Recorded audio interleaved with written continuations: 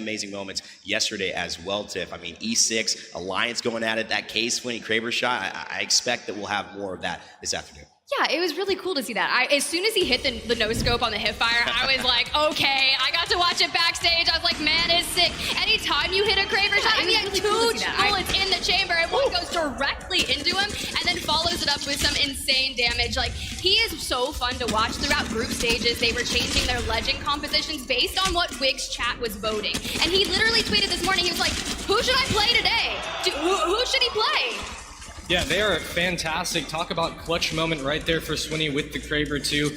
They have some big games, and I'm excited to see how big their games can be today. Obviously, they deserve to be here. They've played well throughout the entire season, so let's see what they've got. Maybe some young guns, I think, have kind of risen to stars in this. I think Alliance Yuki might be one of the most popular players in all of the ALGS right now. Not just for how he looks, I mean, he's a handsome guy, Gino, but at the end of the day, he's been popping off in more clutch situations than we have seen any other player do. Yeah, not just for that, absolutely. On the server, he is a monster. That clutch he had against Hal, I mean, it was almost a battle of wills at one point, right? You know, who had the trigger discipline? Just a couple of bullets left in the chamber for each. He's taken left, right, and he still came out on top against one of the best players, and honestly, one of the you know, one of the players with the best mental, like someone else you'd expect to pop off in that clutch situation, right? So for Yuki to come out on top there, that says so much about him. Earned a lot of respect over the course of the season. Alliance have only been getting better. We're told they like to finish strong at the end. Well, there's no more time after this, so we'll see how they do today. Let's take a look, though, at how you can participate in choosing, whether it's Yuki, whether it's K-Swinny, whether it's someone like LG Yanya as your MVP today. If you go into the Twitch chat, if you're watching even in the Copper Box Arena, we're going to show a graphic for you that details how it will go. On Twitter, on Twitch, go hashtag and the player's name. You can see them on screen if you're worried about how it looks for the player you want to vote. Hashtag, say their name, whether it's Twitch, whether it's Twitter. We will count that up at the end of the day, and we might have ourselves a monster MVP at the end that you yourself have voted for based on their performance. A lot of great names on this list, Monsoon. It's hard to pick one. It is hard to pick one. Obviously, all these players can be the MVP in-game as well, but I think I have to go through with Nocturnal as the ALGS Monster MVP, 100%. All right, well, ladies and gentlemen, we've also got a couple of very important things to let you know if you are watching at home. By the way, hi, chat. Hi, everybody in chat. Say hi back. We miss you. We love you. And we know that next time you'll try to be here. We want to let you know that there are Twitch drops available while you are watching this. So if you are even in the Copper Box, like I said, you might have internet, you might not. Throw open that phone, watch. You will earn some unique cosmetics, some unique things that mean that you are here in this moment watching the Apex Legends Global Series. Tiff, you know, ain't a bad day of watching Apex hitting free stuff. I mean, I love like collecting my drops for sure. I would definitely go for the Volt skin. I have a really, really sick Volt skin, I'm not gonna lie. But I mean, anytime I can black out my guns, that's what I would like to do. All right, let's get into it. We're about to kick things off. I do want to mention that the talent had a discussion backstage, and we wanted to see who we thought was going to win. Sometimes this is about stats. Sometimes it is just about heart and feeling and gut. We never know who's going to do it. I guarantee only a few people have picked Dark Zero twice. Did anyone pick him for 3 times? Let's go to our talent predictions and see what we voted for. I've got TSM. I don't know why. I just think it might happen. I think Dark Zero could do it. I think we might see it from NRG. Monsoon, we don't have you up there. Tiff? I told you, it's Alliance. Okay. They have that clutch factor in Yuki. They've got motivation. They have power. They have drive. Plus, we're in Europe right now. They've got the EMEA buff. I'm sure they've got a ton of fans in the crowd here. We know Mandy's been popping off. We've seen him on the desk, literally. So, yeah, of course. Do you know? You're like, I might have to check the rest of the talent's eyes because I don't know what they were watching yesterday if they didn't pick NRG. That's right. These guys are just crazy. And the other thing we know about them is they're well rested. Yeah. Right? That's true. You know, didn't scrim too much coming into this. So they were just saving their energy for the stage. Monsoon, I know you didn't get in here, but who do you have as your pick? What's your talent prediction? Oh, man. Go with your gut. It's so difficult, especially being a player. It can go anybody's way. I'd have to go with Xset. I think they can do it. Wow, You know, they started off rough in the winner's bracket yesterday, but they ended it really strong as well, and I know that they have the capabilities. But other than that, Guard's looking really good as well. Alliance, like you said, all these teams, phenomenal. So many players, so many stories. We couldn't possibly tell you all that has happened in the last 6 months which has been the last time that someone has been able to call themselves a champion up until now. But we do know two guys who are ready to tell you as much as they possibly can within one game. They're two of the best in the business, two of my very good friends. Let's get ready to send it up to your casters. You guys ready to start game number 1 of the finals? Let's go! It's the Split 1 playoffs, baby. We're in London. It doesn't get better than this. Match point. And to take you off, it is Onset and Gasket. Thank you so much, Rain Day. I mean, what a moment this is, Dan. It's been 3 days of action. Teams from all over the globe have been battling for a chance to be here on Championship Sunday. And now we have our 20-team set. And we have that beautiful match point format. This is crunch time. This is when it matters. This is when you need to turn up at LAN against the biggest, the best in the world. And we start things off on the home. It's World's Edge. Everyone knows it, and I'm very excited. World's Edge is where we start, and I tell you what, I don't know how long it's going to take us today to crown a champion. We've seen 5-game match point finals. We've seen 15-game match point finals. And I tell you what, it might come down to endurance when we get through these games, Dan. Who can keep that level of consistency at their highest for the longest? And I'm very excited to see who performs here on World's Edge. A lot of our statistics suggest that this lobby is full of big World's Edge teams, right? We have squads that have performed okay on Stormpoint, but amazing on World's Edge. I'm talking 75% differences at times. So who's going to pop off here in match number 1? Well, I mean, it's a heck of a zone for NRG by the looks of things. And speaking of NRG, they are the team who come into this lobby, Dan, first place from that winners finals, and that means they get an advantage with points. Match point, of course, if you are watching match point for the first time, you have to hit 50 points in total before then you have to become a champion. Yeah, NRG have the advantage of 10, then you've got Ascend on 9, E6 on 8, and then we go all the way down. And of course, it's 8, 7, 6, 5, 4, 3, 2, 1. Now we can see the circle on our screen. Looks like we're going to be going slightly southwest, could be far west. So the likes of NRG at staging, they've got beacon information. This is great because this could end up staging. We've seen a lot of circles around this area, and it'll be down to NRG on how they want to play this one. Very interested to see how Alliance play this one as well. Are they going to look to quick rotate, or are they going to take a little bit of time? But we'll speak about Alliance in a moment because we have to focus on the number 1 team from that winners final coming in here, Dan. NRG. Like you mentioned, perfect start for them. They've got a great zone, they've got a beacon to play with as well. This could be a big game for them. It could be a massive game for them, but do you want to try and put yourself in a position to convert a victory? Do you want to look for a good points total here? Remember the NRG we saw at the end of yesterday? Ruthless aggression, always pushing in, looking to get those extra kills, looking to punish the lobby. Or are we going to see today maybe a more strategical NRG, just ones who want to maybe secure those points via placement? They've got a lot of kills so far this tournament, and I think they have the benefit of being able to play either way.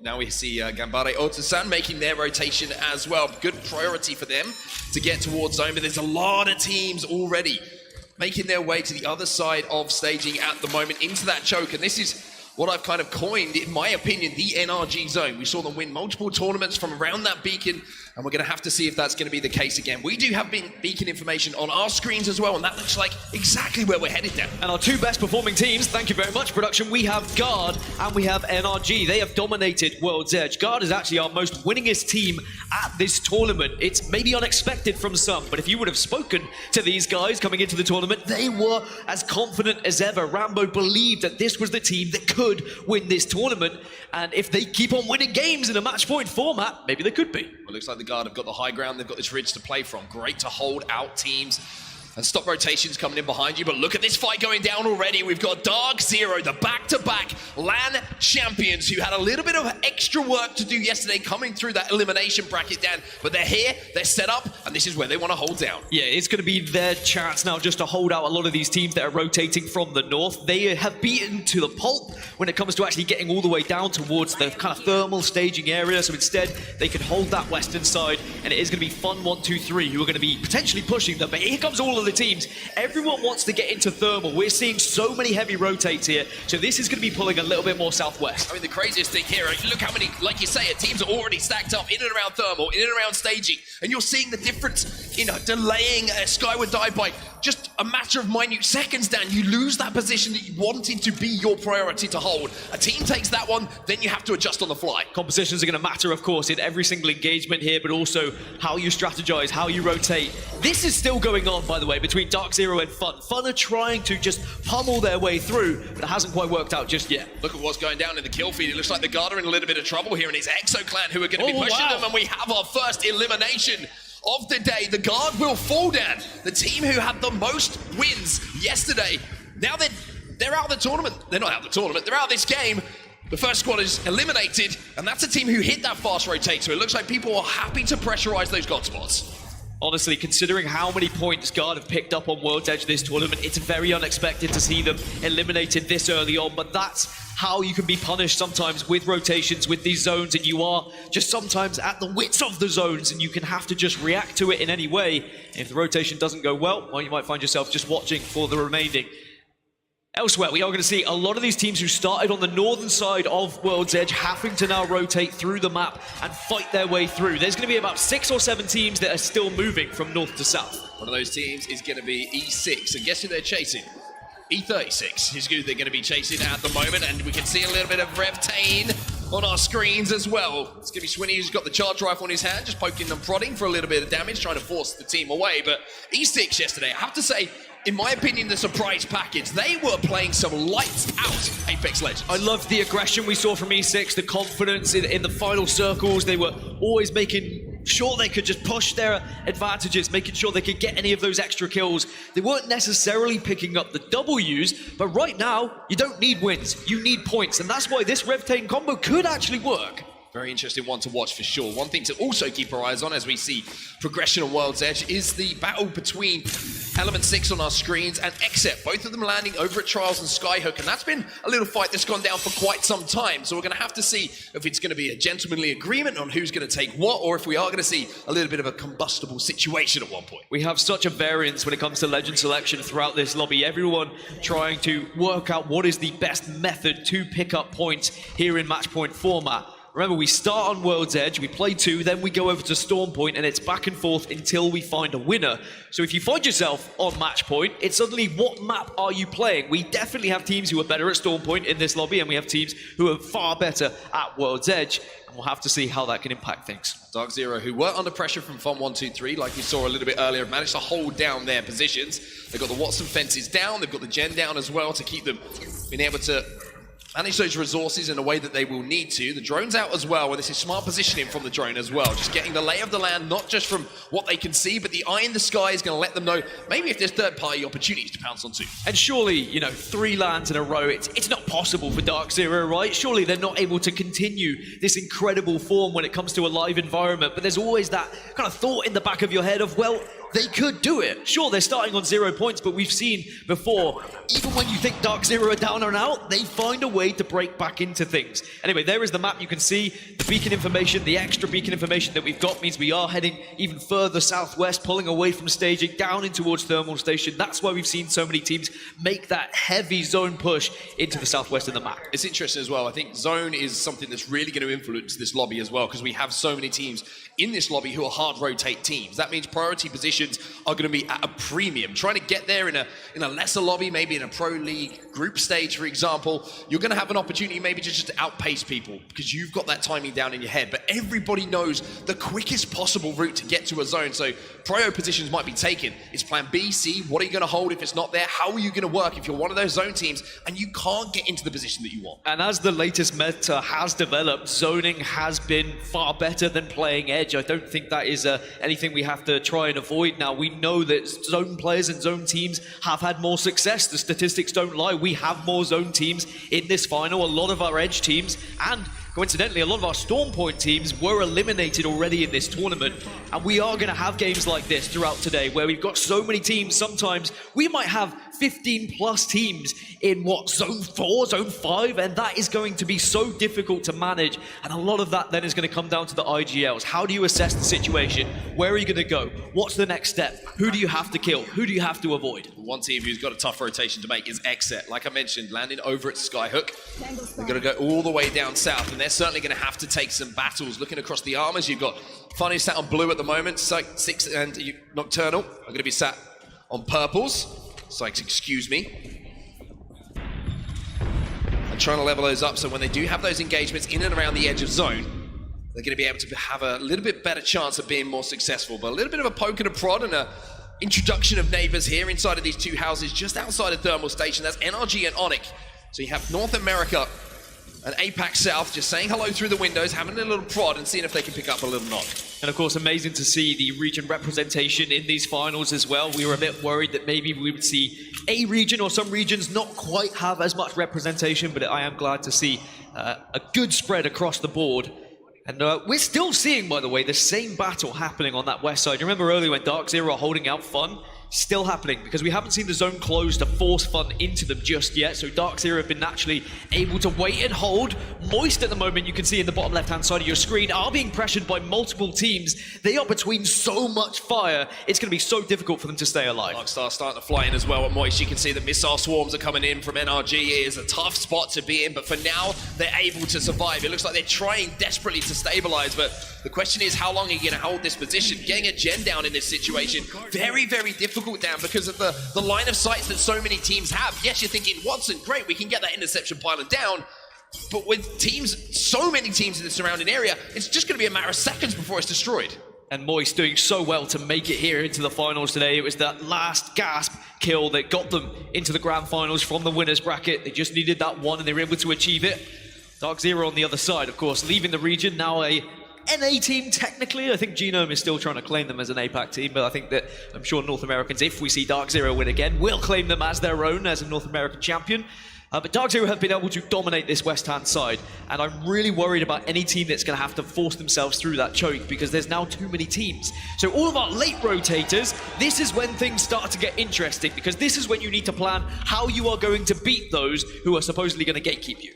See Rory on our screen right now. A lot of love in the crowd, and I'm sure a lot of love at home for some of the things that he's been doing, not just on screen, but obviously in-game as well. A lot of love being shown to Dreamfire, and they're one of the teams who are one of the later rotators towards this party. Just to give you a little bit of a map overhead on what's going on at the moment, these are on the east side of World's Edge at the moment, one of the furthest teams out, but there's one team who is super, super deep in zone, right just outside of Countdown at the moment. They're hitting the skyward dive to try and get a bit closer to zone, but E36 have been lingering in zone for quite some time. Yeah, there's a lot of teams that have committed to kind of the very farthest point you could get down into Thermal Station. One of those is also Luminosity Gaming. Now remember, yesterday they were breaking records. We saw a 35-point game from them on World's Edge, even though they were really a Storm Point team throughout regular season.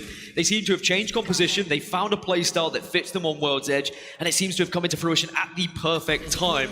And that's what LAN is all about. It's about finding your form at the right place, in the right games, but then it can all change very quickly when you get into finals. Because you've got to remember, these lobbies now are going to be a very different experience than what it may have been in that elimination bracket. Fnatic still holding down this ridge, which is just outside of Thermal Station, trying to look over anyone who might be trying to rotate behind them, just making sure their backs are clear, but they will have to move when that zone does start to close. So what is the next step for them? Fun 1, 2, 3. We saw them engaging a little bit earlier on with Dreamfire, but now they're looking to engage a little bit more, and look at all the damage that's coming out here from Karen P. This was absolutely huge. Gets that armor leveled up, now he's going to get swung on, but this is a Revenant push coming in, and this is going to be surely E6. Yeah, it's a Rev push. It means that Fun can stop the initial push, but it's whether E6 look to re-engage here. They've got the Octane, so they can do it quickly, but they have been pushed back. The reset now comes through for both teams, so the Rev push does not work out for them. Now, this game has been a slow burner, a slow roast, as Nasky might say, but it is going to start getting very heated in the next 20 seconds, because we have 6 teams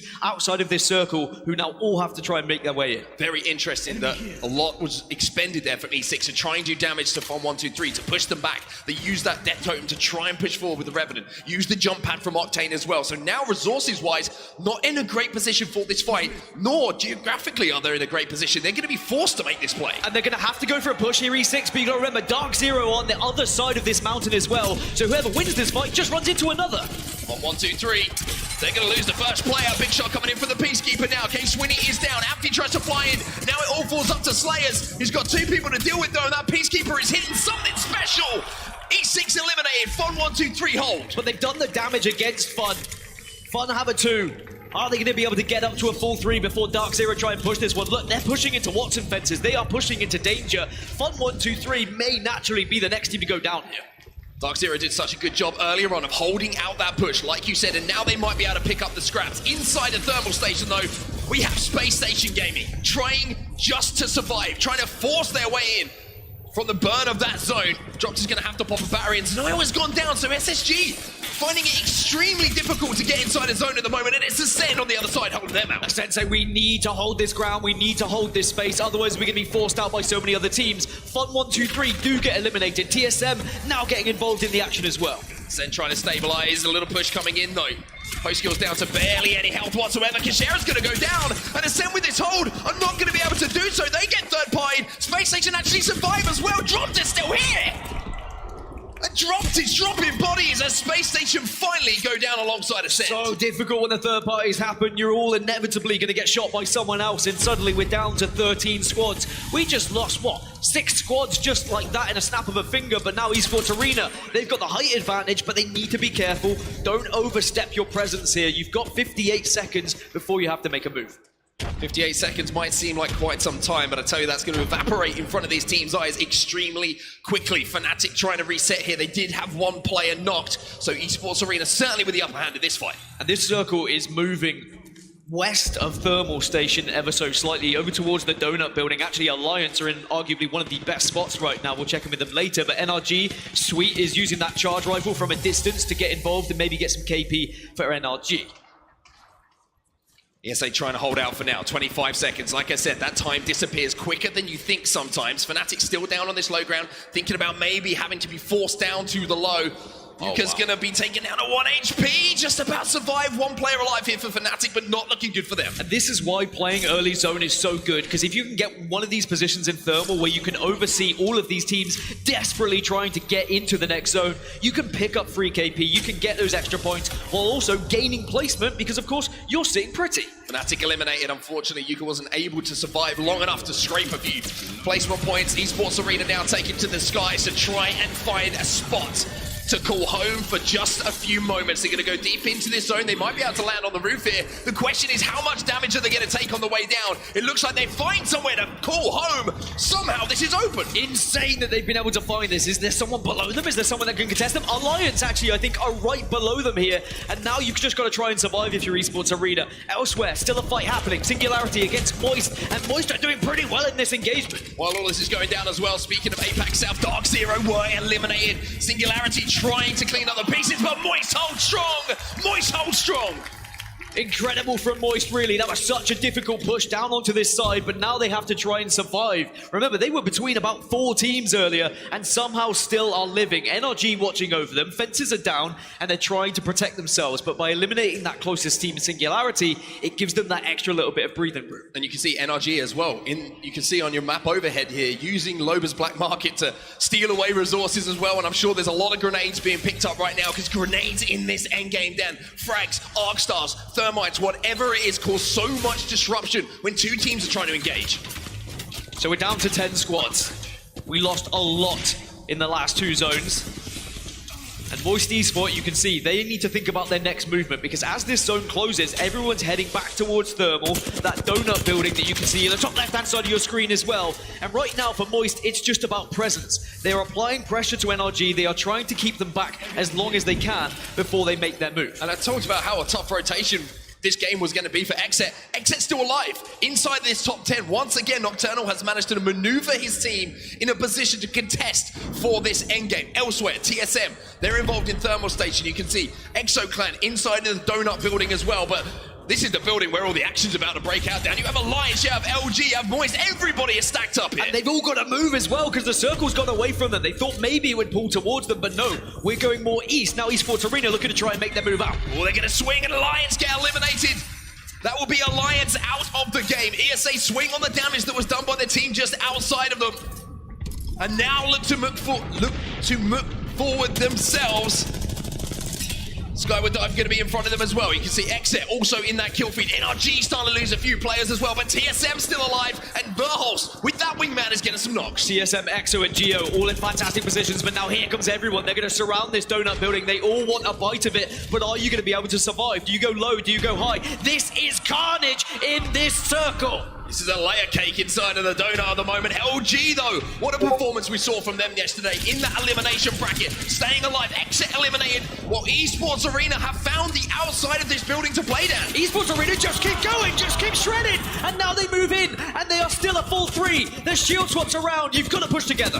Rainday calls him the villain, and he might feel like that to some of the teams inside of this building at the moment. ESA are kind of going crazy inside of this donut building. EXO gone, Onyx gone, Moist are losing players, Geo are losing players, but all the meanwhile, Esports Arena a full healthy 3. So are TSM, so are LG. These are 3 teams that can compete for this game. Nathan still alive as well for NRG. TSM take to the skies, Imperial House some good shots, and Verholz going to clean them up as well. That's the end of Moist. And look at this position from TSM. Everybody else stacked up inside of this donut building. TSM have views on it. NRG going to be taken out. Luminosity eliminated as well. Gambare Otasan down to just 2, as we have 3 squads now remaining. So ESA want to eliminate Geo quickly, try and get this fight done before TSM get involved. But TSM will be watching this kill feed, and as soon as they see a knock, they're going to push in. Just throws an arc star to the skies, hoping maybe it's going to do a huge amount of damage, but as a 2, you're going to hope. But you see the respawn was just called in there momentarily, so maybe a player falling from the sky is going to have an influence on this. There's Young Hee rejoining the battle at just the right time for Geo, plus all the death boxes down. He's going to be able to find some guns to fight. But look at this positioning from TSM. They have high ground, they can overwatch this. Reps did not get up though. That could be important, but really, TSM want to force this fight between ESA and Geo, and then just wait. Just pick up the pieces. It is just strategy at its very best. We've seen it so many times already this tournament. They just wait for the zone to do its job and force these 2 teams out. He's desperately trying to pick up some guns so he can do some damage off that respawn. Has managed to do so. Geo gonna have to leave. Playing underneath now. ESA gonna be forced out all that while. TSM sat up on top of this spike, waiting. Deep breaths for them to see if anyone pokes where they can clean up the pieces. And you'd have to ask, looking at this, how did TSM throw this one away with such an incredible position? The answer would be if both teams in this donut would then focus TSM. That's a big hit. That can make things a little bit worrying. ESA have spotted TSM, and maybe TSM were going to have to drop before these 2 teams come out of the donut. That's when things get scary. TSM having to share some resources as well. Do get back up to full health. What's the next play though? Do they have the black hole available on horizon? Maybe to really cause some carnage. How's going to go up to the skies with a gravitational lift, so is the rest of TSM. Grenades in the hand. TSM ascend to the high ground. TSM take high ground again. They will take the high, and now we're going to see 1 team down low, but TSM doing a lot of damage, but they've lost reps. House still alive. Verholz takes to the skies as well to try and survive. All the carnage breaking out below him. It's all on Big E here for TSM fans to try and survive, but it's Gambare Otasan! Off the back of a respawn, right in that endgame, who managed to close out game number 1. And it was actually the low ground, which was the most powerful position, because they were able to force the 2 teams above them into the fight. It may have looked like TSM were in such a good spot because high ground usually wins games, but unfortunately because TSM had to move and the ESA had to focus them, Geo just waited, they watched, and then they push in to get that final killer blow. An intense game to kick us off here at the Split 1 playoffs. Yeah, just that respawn, absolutely huge to them. You have to question, do Geo win that game as a duo? Probably not in that situation, just to the lack of gunpowder, but getting that player back into the game right to the death, last breath, has an influence, manages to loot a couple of those boxes after the carnage that had ensued in front of them, and it's Geo who closed things out. However, the points that TSM were able to get will keep them at first place, and as we know, they've got to get as close as they can to 50 to try and get on match point. That's game 1 done and dusted. A lot to talk about, and I can't think of many better people in the world to do it, so we're going to send it down to the desk. Rainday, take it away. Onsec asking what a call and what a moment. That last high ground fight, the middle ground and the low ground. It turned out to be Gambare Otasan on the low ground, representing APAC North, getting the first W here in our match point finals. But remember, Monsoon, you know, it does take a marathon to get there. Nobody's on match point yet, but it was a great sign for APAC North. Yeah, it was a beautiful first game to start everything out on. Obviously, TSM was in a great position, but because of the zone pulling a little bit south, they had to actually rotate first and share the top side with ESA there. Let's talk about ESA for a second too, because they actually Valk ulted and sniped the second floor of the lava building, which was an insane call. And then they managed to sweep under the side of the donut and be the last into the 5-team pileup, which is amazing. But Geo getting the res off, super crucial. And you got to remember, it's hard to justify trying to fight as ESA there, because in this situation, if you're down 50 health, TSM's going to come out on top every time. Yeah, Gino. Yeah, I mean, that push into the donut building where they took out EXO. EXO were, like, at that point, I was calling that God spot, but unfortunately, they got pushed from another team on the bottom floor, I believe, and it was the sandwich between them and ESA. Otherwise, I think ESA may not have made it any further. Tip, what did you see there in that last circle? Obviously, good performance from TSM. A lot of fans in the building excited, thought they were going to win, but that's still good news, I think, for North America and the boys. Yeah, it was really cool. Honestly, throughout when we got to 10 teams, where TSM had positioned themselves on top of Thermal, they were able to engage with all the teams that were surrounding them. You were seeing teams drop left and right, but TSM was always picking up at least one of the eliminations. So granted, maybe they didn't win this map, but they probably had a good enough KP and placement points associated with that to get the good score. Now, question is, we're not on match point yet, so a win really doesn't matter just yet, but congratulations to GO for making that work for them. Yeah. Because they did come from elimination round 2, their journey has been one of the longest here so far this week, and they were also the ones breaking out Newcastle and fortifying all of the areas, so they know how to bunker down in an endgame. Yeah, a phenomenal win. We actually saw that a lot in the elimination bracket. NorCal Esports made it there. They were also playing Newcastle. A lot of teams that would sit in zone and try to have these defensive kind of, we'll buy some more time for ourselves, and maybe a mistake will happen on your end. That's kind of what happened here. Yeah, there were a lot of teams looking for that early zone, but not many were able to find it. This was, I mean, we were talking about chaos before, right? The way this circle shifted ensured chaos. I mean, DZ at the start, I thought they were looking in the best position, were holding the choke above Thermal. Circle shifted drastically. I was like, okay, all right, maybe the village north of Thermal, you know, Onic and NRG, I believe, was sitting there. It shifts again. We've got people going all the way. Watching this kill feed, and as soon as they see a knock, they're going to push it.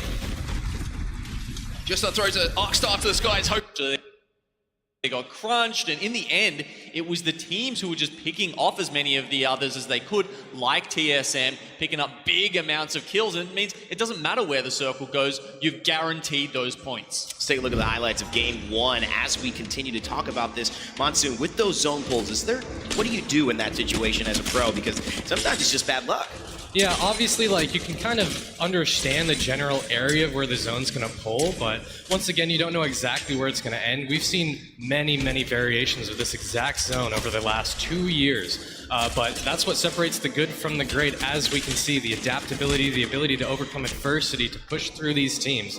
So, I mean, obviously, a lot of these teams played super well, especially ESA. Back off that, would you say that is the most important quality that teams are going to have to display here? The adaptability, the mental... Absolutely, especially in a battle royale like this. Obviously, there's some variables you can control, but a lot of it you can't. Tim, what did you see here going on through these highlights towards the end game as well? All I can see right now are all the Seer exhibits that are on the screen, because let me just tell you, this scan meta has been kind of crazy, but ESA, this in particular, going the distance, I know Girl backstage as well, Monsoon, you and I were kind of talking about ESA and what the storyline could look like for them if they go the distance and take a win here. Because, mind you, they came in from preseason qualifiers, all of the roster swaps that they've had. Luda at one point had a wrist injury, had to overcome the adversity for that, get back to top form, and, you know, this team, they're playing with a sub Cody. Yeah. And Girl was like, he is one of the most humble people known early on for his insane Octane skills. And speaking of Octane, I know we saw one in the lobby. Yeah, and that's the thing. There is going to be some legend variation here, and I feel like from the things we've witnessed as well, Fnatic, notably in Game 6 of the elimination bracket, they were actually able to, or it might have been the winners bracket, they were able to actually switch off of the Watson onto the Bangalore. So we're seeing this aggressive kind of Horizon Bangalore Valkyrie meta coming in for those watching at home. It's been the talk of the town for a lot, but we'll see if that adjusts, because this is a whole new beast. The winners bracket is clear, and though Ganbare Otusan took first place with 12 placement points and 4 kills, it was really Esports Arena and TSM who came out on top of the lobby. I mean, you very rarely see someone win a game and then come third after that. I mean, a couple of teams really fragging out here. 14 kills on TSM. I mean, you had 6 on Hal, 7 on Verhulst, and the ever-present support player Reps, he chimed in with 1. Incredible stuff here. And you even talked about it. Luminosity had a good game too. Let's look at this backside. What stands out to you, Monsoon, here in the bottom 10? Unfortunately, Guard being taken out on rotate by EXO because of, Harvester and Landslide. Super unfortunate to see, but they got to shake it off and look forward. You said that mental adaptation, that ability to adjust. What do you do in game 2 in a situation like that? Obviously, these players have a lot of experience going through ups and downs. Not everything can go your way, but we all know the Guard. Their mentals are great. They got great team culture. So they just got to lock it in and get ready to go. This is not the end. This is game 1 of a potentially 20-game series. So. Now, be aware of this, ladies and gentlemen. People started with points at the top, and this is something that is going to shake up this leaderboard.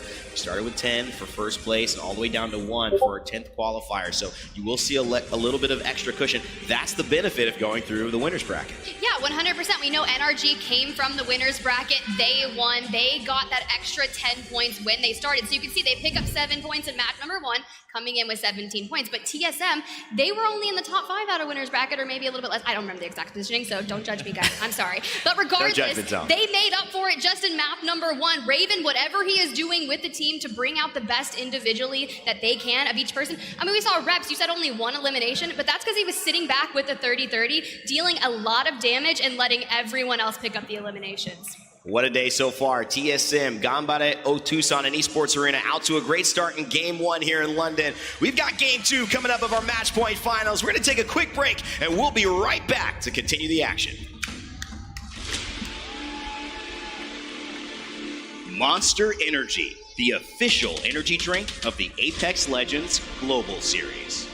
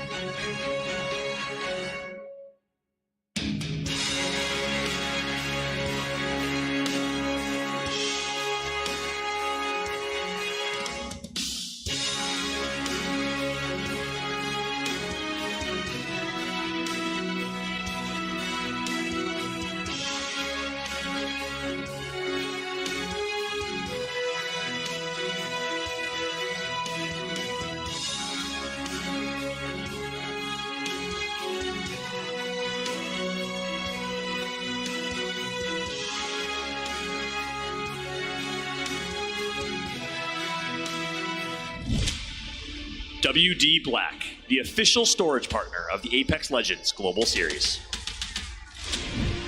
Welcome back, everybody, to game number 2, jumping right into the action in our match point final. It's Fallout, joined alongside Vinky Kitty for game 2 on World's Edge before we jump into Storm Point on game 3. Absolutely amazing first game to start things off. Double-digit KP for TSM, coming in 3rd ESA with amazing Skyward Dive, but we're diving into already a game number 2 after GO took that first win. That's right, massive win for Ganbare Tucson, which is so interesting, right? They're dropping Fragment West and splitting some loot with ESA, so you'd think they have such bad loot leading Frag West. We all know Frag West got that nerf a couple of seasons ago with mid-tier loot, and look at this, Gray Shields leaving Frag West, but they were still able to make it to late game and find success given the early rotation. Look how fast they have rotated. Free agents, by the way, just gotta note that real quick. Yeah, former Dag. I love seeing their name and I love seeing their representation. Exactly. Former Reject Squad. They are ALGS champions, year 1 champions in the APAC North region. This is a team that has a ton of experience. Currently an orgless squad, though, hence the white t-shirt that they made for themselves. It's like MLG 2008 with the white t-shirts. You love to see it, but more importantly, any orgs right now looking for a top team, GO is here to play. Seeing the side-by-side look here as we take a note of where the circle is going to be taking us to the south. Lava Siphon and TSM are going to have a ball game with that because they're going to have the beacon. They're going to plan their next move. We saw that ESA on the other screen also had a fantastic first game after that Skyward Dive in a difficult choke point. That's right. Although we saw ESA eluding the rest of Frag West, they also have the Replicator, but hold that thought for just a moment. Exo Clan has decided to be ultra aggressive in this lobby. They took out the guard early in the last game. Well, look like they're trying to do it again. They are 4th overall in total average kills on the weekend. They have been playing so aggressive. They are 3rd overall in total average points, 7.73 points a game. This is a team that is playing at a top 5 caliber right now. When we talk about teams that also excel, because we know that World's Edge, and after this game we're going to go on to Storm Point, the team that has the most wins on World's Edge throughout this weekend in playoffs is EXO. They have 4 wins currently right now. Guard, they also have 4 wins in total, but one of those wins comes from Storm Point. They have 3 wins in second on World's Edge right behind EXO.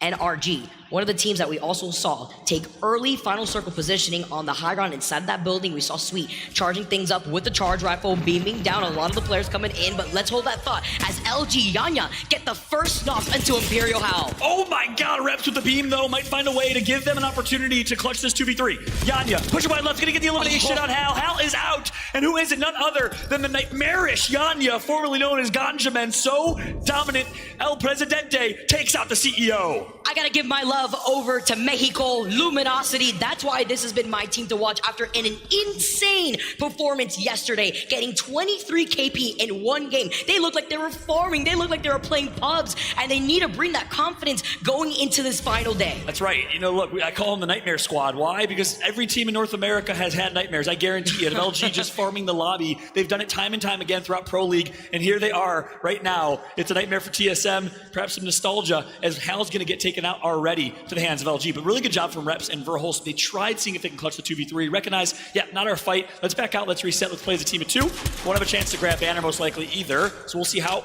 Reps and Verholst will do. Not the typical duo of Reps and Hal that we're used to seeing in these late games. Gotta nerf them out here after that performance in that first game. They're looking to be very kill heavy. Now playing as a duo, Reps gets pinged by the 30-30 right now. Well, interesting TSM discussion going on right now. I'd love to jump into a listen with TSM if we can. Heard there's a lot of chatter and perhaps some disagreement, but for now, hold that thought. GO already lost one. They're pushing Rambo though. Keon's gonna get the knock with a charge rifle, and just after, Juzna is out. The guard says we're back for game 2.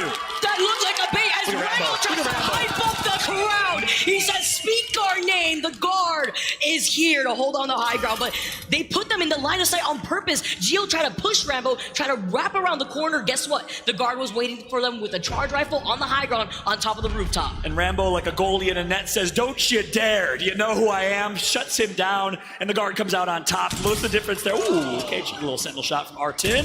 IGL this squad. And by the way, Artin, as young as he is, the only player in all of South America competing in this tournament that played in the first ever LAN in Krakow, Poland, the first international competition. Artin is still here to play. They picked up Singularity's Elysium. He's actually Chilean, Spanish-speaking, learned Portuguese to be able to communicate with his team. The fragger for this squad, best controller player in the region. They always play around his play style, which is Elysium. Get loose. Go find some kills. We got your back. The best support player in South America is the reason that Elysium can make so many plays. Our only South American team here in this finals lobby too, Singularity, have been putting themselves on the map. I mean, that's why they were #1 in that region for a reason. They've been ahead of the curve out here, and I like the way that they're playing this circle, playing off the south side. Sometimes we get to see the beacon out here, pulling all the way down towards launch side, but at the moment, they're just holding this building to prevent any of the squads that maybe want to wrap behind them through dome. Nothing but foreheads on player cams right now. That's how you know these players are locked as we switch over to another forehead. Nick Burke's try-hard mode activated. Shout out to Nick and every other Pro League player who just didn't qualify or didn't make it. You know, Monsoon is here, which is great. But of course, everyone watching at home, appreciate y'all tuning in. Hope you're enjoying Match Point Finals right now as we switch on over to Alliance. Yuki, Hakis, and Mandy had a slow start to the competition, but never lost confidence. They finally stopped getting contested from Flora in Thermal Station, and they've been looking great ever since. Had a good start in game 1. Look at the shots from Mandy wide right. Gets his break. We know the crowd absolutely loves Mandy. Mandy was popping off earlier, just yesterday. They were feeling themselves. They're also bringing their confidence into this day. Yeah, I mean, literally popping off on top of a desk. He jumped on a desk to hype up the crowd. Any Mandy fans here in Copperbox Arena? Make some noise for Mandy and Alliance as we take a look at Hockey's. The IGL for this squad, Stone Cold Killer. He is so focused, so regimented. Former military member in his home country of Sweden and runs his team that way. Very, very organized, but at the same time, always knows how to maintain vibes. It's really Yuki's job for the squad. Big shout out to Yuki as well, former model, TV star in China, moved back to the UK during COVID, started studying, and is still a full-time university student, which is awesome. While competing, not many pro players can say they have 2 full-time roles. Amazing to juggle so much here. Space Station, as we tune in to them getting circle kept by Ascend on the other side, dropped notes exactly where they are on top of the roof here of this building. Yeah. Trying to find a way if they could try to go in through this building, at least get into that next circle right now. Frex now taking some chances, just trying to restabilize. Ascend now taking a nice little off angle as the Seer ult goes online. That's right. Oh, nice timing on the Crypto EMP to delete the Seer ult. No more information left. That's going to be big, and that's what this team does. The longest lasting crypto team in the world. Kasher's been doing it since 2-3 years ago when crypto was released. Meanwhile, Lufka, new player in this team, Polish sensation. He's been so good for them. Zanile's gonna go down to Kasher's Arc Star. That leaves SSG. Frexes with 104-degree fever right now, trying to channel his inner Michael Jordan for the last dance. See the Bangalore smokes coming in. The Arc Star sliding all the way too as Kashera gets the crack. After getting that one knocked though, they trade 2 for 2 as Ascend now down 2. Frex is trying to restabilize and Space Station have the man advantage. Look at this. Frex isn't dropped as a duo. Are you kidding me? Michael Jordan and Pippen are gonna do it. For the last time as teammates, the last dance, Space Station Gaming clutches a 2v3. Dropped and Frex coming in clutch as Denial is going to get res in the beacon right here. Let's not forget, they were the ones at the disadvantage. They were the ones trying to wrap right inside of this building. The Seer ult got denied by the EMP, and they were able to turn that fight around. Unbelievable performance. Frex is the first pro player to switch to controller. Started a trend, by the way, as you know, Hal and a few others have done it since JMW. Who unfortunately did not qualify. Victus Gaming not here. Our hearts go out to them.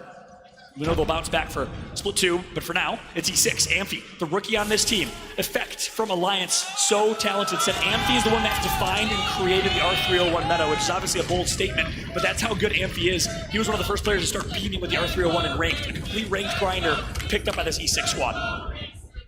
Love stories like that here too. Crowd putting in some chants. E6, a lot of fans in this arena. Shout out to E6 fans out here, trying different things. Absolutely love the energy. He has the Bloodhound, Bangalore, and Crypto are gonna come in.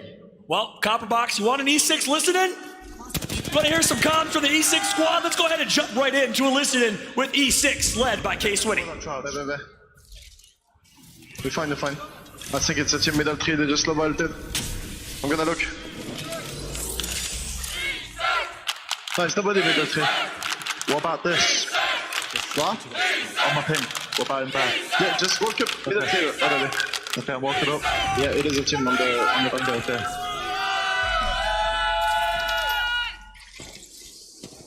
Careful, this team can angle for free, okay? Yeah, after pop up. So, yeah, you're good. Careful on middle and feet, just check your eyes. One team is coming, play here, okay? We need to be careful now. Okay. I'm gonna be droning. No, I don't have drone yet. It's a team on the ping. You see the ping, right? Yes, sir. It's a team here. Yeah. This team gonna move up on us. We walk. Prepare yourself. We have an enemy. Shit, by the way. Prepare yourself. We have an enemy. And there you have a listen-in with E6, the last mostly British squad remaining, representing their home turf. Amphi, Slayers, both from the United Kingdom. K-Swinny from France, the only French player competing in this lobby. Vive Francais, we have a lot of great French talent in Apex Legends, but Game Ward, the all-French team, not able to qualify here. So now, all hands and all eyes rest on this one IGL. K-Swinny switching back over to Space Station, who made their rotate through. They got Zanio back, and SSG is back to a team of 3. Can they have a 96 Bulls-esque last dance here? Can they end it with a championship? This roster confirmed is breaking up after this event. Dropped, rumored to be going to Optic Gaming. Who knows what the future holds for Frexes in denial? Actually crazy. The guard, Rambo, falling incredibly low after landing right here. Keon also falling low, right in the line of sight of another team that's trying to hold the top end of that building. They find refuge inside of this truck right now, but TSM, GO, Ascent, the 3 squads that made it pretty in the late game for that first game already out, as the guard are gonna get pulled out by the black hole. Keon gets knocked on the other side by another team. It's LG that are holding the high ground, and they're also in the line of sight of Space Station. That's right, Space Station, LG, and Fnatic is right at the south side of Lava Siphon, putting pressure on the guard. Oh, and both numbers gonna go down. It's all gonna be up to the IGL in RKN with Crypto. Can get a mobile res, and is gonna immediately go for it. We'll see how he plays this. Could be risky. Could get immediately picked.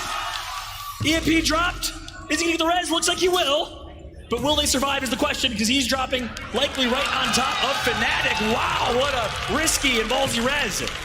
At least they're going to be able to at least drift towards that little platform if they can find a way to get not only on the platform, but the Fnatic's already calling it out. They're blocking the rotation. I like this split up because now they're landing right into the line of Fnatic. Fnatic with open arms, taking care of Keon. Yes, give us more KP. We took you out once, we'll take you out again. That's a great point. Bonus points at this point for Fnatic, who I have a bold prediction that they will clutch up on match point. Right now, it's not looking too good. 3 points for them, 17th place, but a good game here. Can certainly turn that around. It's only 1 game in. Second game here. If you're just joining us, welcome to the ALGS Championship Sunday for the Split 1 playoffs. Fallout alongside Vicky Kitty, Onset, Gaskin, cast in the action here as we have SSG fully kitted in purple for now with 6 kill points in 14th place. By the way, Rambo managed to get away from Fnatic. I mean, with the Valkyrie, when you come down from that drop, you get support. This is Space Station. Oh, he don't miss. Oh, Macintosh getting caught by the wingman in the hands of Zenial. Meanwhile, Exet finds Rambo. He can't get away from another team. Is that Zenial or Hardeki circa 2019-20 with the wingman? Insane shots right there from Zenial. Likely will get the res, will be that squad, but nonetheless, at least put some damage on them. But look at the zone here, and if we can get the overhead map to show you where the next zone is going to be, we do have that intel. We want to give it to you so we can let you know which teams are already there. But right now it's Dark Zero, Alliance, E6. Well positioned. Moist on a late rotate here. They will find zone. They'll find some cover, some moment of respite, but down to barely any health is Walty. He'll get heal back up. Oh, and he gets stopped. He's getting griefed. It's not just a missile swarm. It's a sear tech as well, as Walty's going to try to restabilize with shield cells, but he doesn't have bigger meds. He doesn't have a shield bat, and he gets taken out just as ESA get eliminated from this lobby. Wow. ESA out, Moist falling. 2 members of Moist down. Dark Zero, it's going to be the former Apex South dominant team that eliminates Moist Esports from the competition. Down to 15 squads. Notice how stacked these lobbies are. Late game is so packed with teams, unlike any scrim and any preparation that these teams could put in. No one is pushing an early game here. Meanwhile, let's jump on board with Xset, the team that has dominated the North American region for the last year and a half since Team Liquid. They've been playing so good alongside TSM and NRG as the best teams in North America. Guard baby going down right here in 15th. Back to the lobby as Xset C, the lone survivor of the guard, RKN, running for his life. Hiding behind the rock. There you go. Claim that KP. The guard get taken out. It's Xset looking to farm. You saw that they were pressuring out Rambo originally too with that charge rifle. Yeah, and I thought that was a team of 3 right there. Yeah, there's just the rat and the guard. So nice job. Good headshots right there. Good aim from Sykes. Controller, Demon. Played with Luda in Challenger Circuit last year. Who would have thought 1 year later he'd be playing on the main stage for a first place finish potentially? It is a massacre of the Skyward Dives. It is a massacre out here. Every team that we've seen try to reposition with the Skyward Dive so far have been pressured out by these charge rifles. Currently Ziki getting taken out. EXO now down to 2. They won't be able to get that res as Onyx are going to try to fully set and take advantage of that. Yeah, just a great knockdown shields. Yeah, easy kill right there on Ziki. Shady picks it up. Shady and Rocky have been competing in the Apex South region for quite a few years now, but first time qualifying. Right now, drop. Frexis find themselves in a tough fight. It's going to be a trade, but again, SSG's going to do it. A 3v3 team fight win from them. Can they get the res before they get third party, though? No, it's Fnatic. Fnatic saw that they were shooting Cancel originally. Oh, huge stick those there too. Yes, absolutely. With the Arcstar, Meltstera melting everybody out here as Space Station are trying to run away. And that's tragic. It was the Seer Q cancellation of the res in the last millisecond that prevented SSG from having their third member in that fight and being able to potentially run away and heal up. Fnatic now. Team of 3 on high ground. APAC North, Japan represented. Matsutasu, Meltstera, and the boys looking to perform here with a Valkyrie. We'll see where they rotate to. Look at Zenial just scurrying away. The only survivor of Space Station playing by the Rocks. Singularity also on the high ground right now. So circle is closing in. We can see where the circle is. That'd be absolutely huge because it's going to be pulling towards the outskirts of Tree, closer towards the east side. Singularity now, take it to the sky. Oh, 2 other squads, 3 squads. The skies are looking congested out here as Fnatic involved in a fight. So FNC decides to drop on top of E6, who's in God spot and got there early. ExoClan can be eliminated in your kill feed. But Fnatic say, E6, we don't care about your rev chain, we don't care about your new team comp with Crypto. We're gonna just push you. 2v2 now. Nice shots. Oh, the melt. Switches to the Havoc. We don't see a lot of Havoc in late game, and FNC is going to get taken out to the hands of AMP. The rookie goes big. E6, as the crowd goes wild for their support. We saw what they brought to the table in the last game. One of the most flexible squads out here as we see the chaos happening in the low-end buildings of the tree. It's LG, not looking good. LG's out. Mexico eliminated in 10th. SNG from just south in South America, still alive. X set down to just Nocturnal, the IGL for this team. What a shot, Arton. Arton getting that finish onto sites as NRG are taking up the inside of this building. They are fencing up the perimeter right now, playing for the late game. They see the Sear attack coming in over to their left. I believe they also have not only the RE45, but yeah, you can see the Rampage in Sweet's hands. Playing this very patiently though. 2 other squads in this vicinity of the building. Before Archer on the outside, he beats them with the revved up Rampage. That's right, let's jump right into a listing with NRG, the best team in this tournament so far. We're getting AP'd. Go back up completely. Up here, I think. No, we're fine. Then here! Flush, dead! Nice, I'm putting it I need the armor swap, I'm putting it I'm leaving it for you, Maddie. We're at another zero. We're fine. Still in zone, boys. Not doing anything, but we are playing aggressive for kills here. Okay. Can we maybe, I'm gonna peek below us again. Yo, I have a gen for you, Nate. I have a gen for They're not here. Okay. I'm popping another ultic cell. Yeah, you grab that one when you're done. Yeah. Low ball and 40%. Great peeking stairs. Oh, well played right there from NRG. You hear the great IGLing of Sweet. Can this be the one? The first LAN championship that Sweet wins, or even places top 3. We've seen it before with NRG. They dominate the winner's bracket final and then didn't show up in the championship final. This time, a different story as NRG is looking so good. Sweet is looking to prove that he is the best IGL in Apex Legends, but he's got to get through Hal and so many others. Hockey's, K-Swinny, top IGLs in this competition alongside Kashera and many, many more. I mean, this is the way to do it right now, Follow. 6 squads left. Dark Zero, Sharky living up the land, by the way. Not a lot of heavy having to work with, but it's not like he needs it. He gets the shot with the Senti. Takes care of Best, takes care of the last member as Team Singularity fall. Talk about great IGLs. We take a look at Zero trying to show, hey, I might not talk a lot, I may not tweet a lot, but I'm here, Fallout. Nice job from Zero, the IGL of Dark Zero. Anti-Sharky watching at home. On board of Guild, on board of Sweet, team of 2. They lost 1 in that fight. I don't know what happened. I think it might have been a 3v2. Oh, full team of 3, D3 to 6, and they're going to push this. But Watson fences galore. It's a perimeter. Take a look here as NRG has to defend. Zero coming in online. Aimbot trying to take a little off angle by the stairwell. The Arcstar going to buy in some space. NRG playing this nice and safe. Sweet getting beamed though. He goes right to the safety of the gen, and E36 are going to fully send it. Oh, and Guild's going to get the first knock. Can they collect the 2v3? No! NRG eliminated. Nice shot by E36, just trading shots there. But Dark Zero's going to swoop right in. Dark Zero, the back-to-back LAN champions, looking to cement their dynasty with a 3rd championship win in a row. If they do that, Zero is the unprecedented best in-game leader in Apex, and Dark Zero, a dynasty. Creating a record, creating a legacy out here. Dark Zero also have such great natural cover as it's Dark Zero versus Alliance for this game too. Are you kidding me, Vicky? It comes down to a game of arenas on a unique new map called The Tree. Mandy, Yuki, Hockey's, couple of boxes to work with. Both teams have equal high ground. Love the elevation fight here. Love the terrain and the level designers at Respawn. Let's take a look here and see how they play this. Is the zone be closing? We have to see where the zone's closing. I'd love to see the map. This is smart from Dark Zero to make the quick rotation. Yeah, they give the slight high ground, but that's fine. They get beamed by Yuki with a charge rifle in his hand. Deadly combination right now, and I like the off angles that we're seeing from Alliance. Mandy also holding on to the high ground. That's right. Dark Zero decides to take low ground here. They play the wide right angle. The zone's pretty central, but look at the high ground as the advantage for Mandy. He's going to beam. The PK shot connects, but he gets melted. He's going to be out of the fight temporarily. This is the chance for Dark Zero to heal up or neutralize. Yuki gets beamed as well. Dark Zero's playing this little bit. Hockey sees the first knock. Hockey's going to follow up with some good damage. Gets the second knock. Making a 3rd. Hockey's the IGL Alliance, the champions. Look at Yuki's pop up. Look at him hype up the crowd as everybody goes crazy. Everybody stands up in the crowd for Alliance. The brotherhood of this squad, Pierre, has not gotten nearly enough recognition.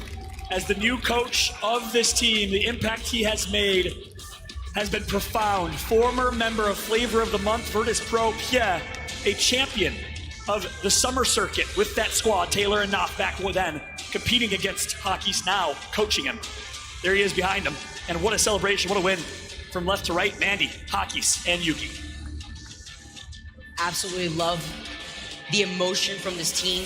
You saw it throughout the entire weekend. You saw the confidence, and they are bringing everything to the table right now. Alliance taking that second game. In that first game, they did drop in 10th. They only got 1 KP. So this is huge here for them to get that confidence, to build up that gap. Yeah, they're undoubtedly going to take first place from that, right? 10 plus a massive high kill game. Great job overall from Alliance. That's what they needed here in this game, too, to get themselves a lead and get closer to match point, inching closer and closer to that 50-point threshold to unlock match point. Let's go ahead and throw it to the desk to break it down. Fallout Vicky Kitty, thank you so much for the hype. Copperbox Arena, make some noise for the game so far. It has been a fun one indeed. Match point off to a scintillating start, if I do say so myself. Rain Day, Monsoon, Tiff, and Gino on the desk here to break it down. Game 2, a lot of different storylines. I'm going to start with you, Monsoon. What did you see? It was a great final fight, great ending. Yeah, it's not often you get to see 2 teams 3v3 battle it out in the end, especially like 2 teams as those. But we saw the zone kind of shift towards the south. It was interesting to see it pull a tree instead of launch site there. I think one thing to definitely note and think about was the fight of E36 and Energy on the building, Nate getting picked off early, unfortunately, but there is something to be said about the duo buff, right? Guild still having the RE45, and unfortunately E36 couldn't make it clean enough, so they got swept and by Dark Zero. And then it turned into a 3v3. And of course, Alliance definitely had the upper ground closer toward the end zone.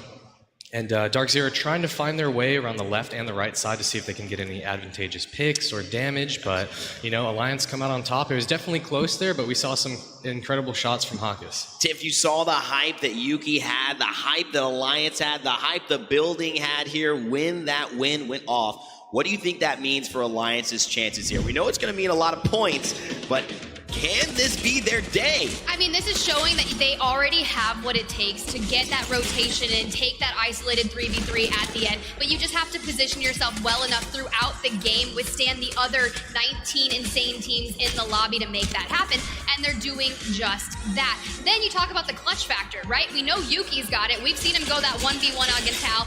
Everyone loved it. The internet loved it. But also Mandy has the ability to stand cold as well. We even saw him celebrate a little and break out Pathfinder yesterday, so he's been doing really well picking up that horizon and adjusting to that as well. Dark Zero's been phenomenal, Genome. You've seen them so much, probably more than anyone else, even outside of LAN, in terms of the way they structure their fights, and they like to swing wide and take that space and force you in. This time it was Alliance doing it back to them. Just an unfortunate spot for Dark Zero to be in? Yeah, it was. You saw after Dark Zero cleaned up on the inside here in the building, by the time they pulled out there, Alliance had already taken those vantage points on several sides of them, and they just really had all the sightlines they needed to win that fight. I mean, as soon as I saw that, honestly, as much as I love the boys, I was like, it's kind of over before it started there. Yeah, I love you. But it was an interesting, really start to the fight. Start to the entire game, though, as well. And we saw, like, the sort of reversal of traffic to everyone funneling into launch side through the chokes there. And those chokes, we were talking about it with Monsoon in the green room, they're so important to fight over. But once the zone swung back, and this is the second time in a row we've seen it, these crazy World's Edge pulls, all of a sudden they've just got to retread all the ground they just went over, and that changes everything completely, because Alliance, they wouldn't have thought they were in the best position, but once it swung back to tree, all them. And, that high ground, too, being able to play on this rock was so crucial for Mandy, because he just had sight. He was able to get the damage off and then just creep back so that no one else can fire on him and get that shield battery to come back into the fight. And you mentioned it, Tiff. Yuki, the passion on his face right there, encouraging the crowd to get going. And you could tell they feel that this is their moment. Alliance, they have been denied of a playoff win. They have been denied of so many championship wins, so many LAN wins. When people thought they were a favorite, it does feel like something is different this time around, Tiff. I mean, something is definitely different. They have so much to fight for. They want to hoist that trophy up, and they have so much support all around them here in the stadium, back at home, just everything that they are fighting for. They want to prove at their best. And Hack is up there, the IGL of that team, really knows how to utilize their abilities and position, even bringing in the sub, right, of Mandy, position him to be the best of himself and what he can bring to elevate Hackis and Yuki. And I mean, a nice situation to be able to lose a young star who's maybe taking over the league in effect and not be able to be here, and then to have Mandy sub in, such experience and LAN experience. I mean, that's maybe the best sub Alliance could have hoped for. Oh, absolutely. Mandy has been a dominating player from the start. And honestly, I'm really pleased to see him back on stage, having fun, being himself, and winning. So, you know, Scar is not able to get the job done, one of our top teams in Europe for so long, one of our earliest playoff winners, and one of the more winningest prize pool teams in EMEA. Mandy going to content creation. Wouldn't it be ironic if, as a sub with Alliance, he actually wins his first LAN? And it's so strange that Apex has this history now of these super subs, right? Like how have we got so many amazing players that are just ready and available to play when LAN rolls around? I mean, you know, JMW winning in Sweden, Rambo almost going all the way over in Rally, and now we've got Mandy potentially looking to, you know, make it 3 out of 3. I would love the story. It's a great one. Alliance, though, are going to be the ones to have to make us tell it by winning again. They still have a few points before they're on match point, though. Let's watch back that final circle that got us here, with them most likely on top of the leaderboard. Stats and scores coming up just after this. But look at that. Dark Zero not in a great position. You had mentioned it, Monsoon. Walk us through this final fight. yeah, it's kind of difficult for Dark Zero to approach this 3v3. There's not a lot of time left. Obviously, the building that they were in is on low ground Alliance. Having the center zone, or the end zone, closer towards them, they have the verticality difference, and while it is difficult to shoot down, shooting up's definitely a little bit easier for sure. But we see here, Mandy almost falling, but being able to pop a bat while Yuki tries to trade aggression here, getting some damage. Is not a lot, but Hawkus on the left side really opening it up for them, doing a lot of damage, flying back. And unfortunately for DZ, it's just not going to be enough. Hawk is making a lot of value. And actually, the EVA 8, which I do not prefer, I think a lot of people kind of prefer the Peacekeeper right now. The EVA 8, the reason he got that final finish, because he needed that couple of shots in a row quickly before the Valk was able to get around the corner and get another bat off. That was kind of a perfect storm for them, but also the tag team, the energy that they were able to have. Manny gets low, and then all of a sudden Yuki comes in, then Hockey shows up. And you're also seeing the difference between the comps there, right? I mean, sure, they had high ground to start with, but the Horizon, that gave them the opportunity to be able to get up on the rock, where you see Dark Zero taking the longest path around because they know they have to get up there to try and challenge Alliance, and that's the only way they can get there, by using their feet. Yeah, that is one of those things that when you get to a team that, and we've seen this before, certain teams kind of end up in that final circle in this tournament, in this day, like more often than not. So you're fighting kind of similar comps. If you have an issue with comps that are continually able to get high ground over you, you're going to have to figure out very quickly how you're going to play that, whether it's pushing the pace before they have a chance, Tiff, or whether it's finding a way to react to somebody that's possibly going to have an advantage every time you go against them one-on-one. Yeah, I mean, you just think, especially on World's Edge. Now, granted, we are going to be switching maps soon, so that's going to be exciting. But right about you that, think, yeah, hey, maybe. But the Horizon, right? You can utilize the grab lift, you said, for the rock as well. But especially on World's Edge, when you're in and around Thermal Station, if zones tend to end there and out by Climatizer, and you're already on the ground, you don't have a Horizon in your comp. Maybe you're playing a Valkless comp, which we've seen throughout the year. You are stuck. Like, you are just like, all right, look, I guess I better get my rock climbing gear on because I'm going up. But no, and that zone starts to close. That is not how you want to go down here at all. So it plays off well. All right, let's take a look at the standings. We do have it, the results for match 2. It is Alliance with a 22-point win, 12 replacement points. And if you're a fan watching at home, just add that 12 if they're first and however many kills they've got. We got great UI in the game. You can kind of get to this before. Sometimes we'll show you. Dark Zero, 15. Fun 1-2-3 following up in 3rd place, but they actually end up in 4th in terms of overall points. Interforce 36. Gotta talk to them in a decent game by NRG. Not a great one, but decent, 5 points. Let's get to page 2 and run through these. Space Station, 7 points as well. To be in the bottom 10, to have 6 kills. Fnatic as well. Very, very good signs for those teams. And a team, TSM, we had been talking about Ascent, who would be talking about Esports Arena, who's in our top 5, really not showing up after this. As we take a look at the series results, you'll see a little reaction to this Genome. Alliance on top now. Yeah, I mean, we had the bottom 2 from the last game, from the first game. sorry, top 2 from the first game, bottom 2 from the last game. And as we see how that reflects here in the series results, I mean, even, a team like Enterforce were popping off that game, not even in the top 10 right now, but that is because the middle of this is so hotly contested and still not many teams being able to separate themselves from the pack. Only Alliance. All right, I'm going to tell you exactly why I picked Alliance to win the whole thing. And it's down to the fact that in winner's bracket, they were able to get their win on World's Edge. So talking about the map rotation, they got enough points on World's Edge. They just need 18 on 2 maps of Stormpoint, and then we're going right back to World's Edge, where they already have the ability to get a win. So that's why I picked Alliance. I broke it all down by the maps, and I think they can do it again. So it's a statistical guarantee, essentially. You're trying to say the data has driven you to this I didn't do any math. Oh, no math. Okay. No math associated with that, just the fact that they won. Yeah, me neither. All right, it's time to get into game 3. Let's see if Alliance can continue on their streak. And we've got 2 casters ready to kick it off. Let's get into it. Match 3 about to begin here in London.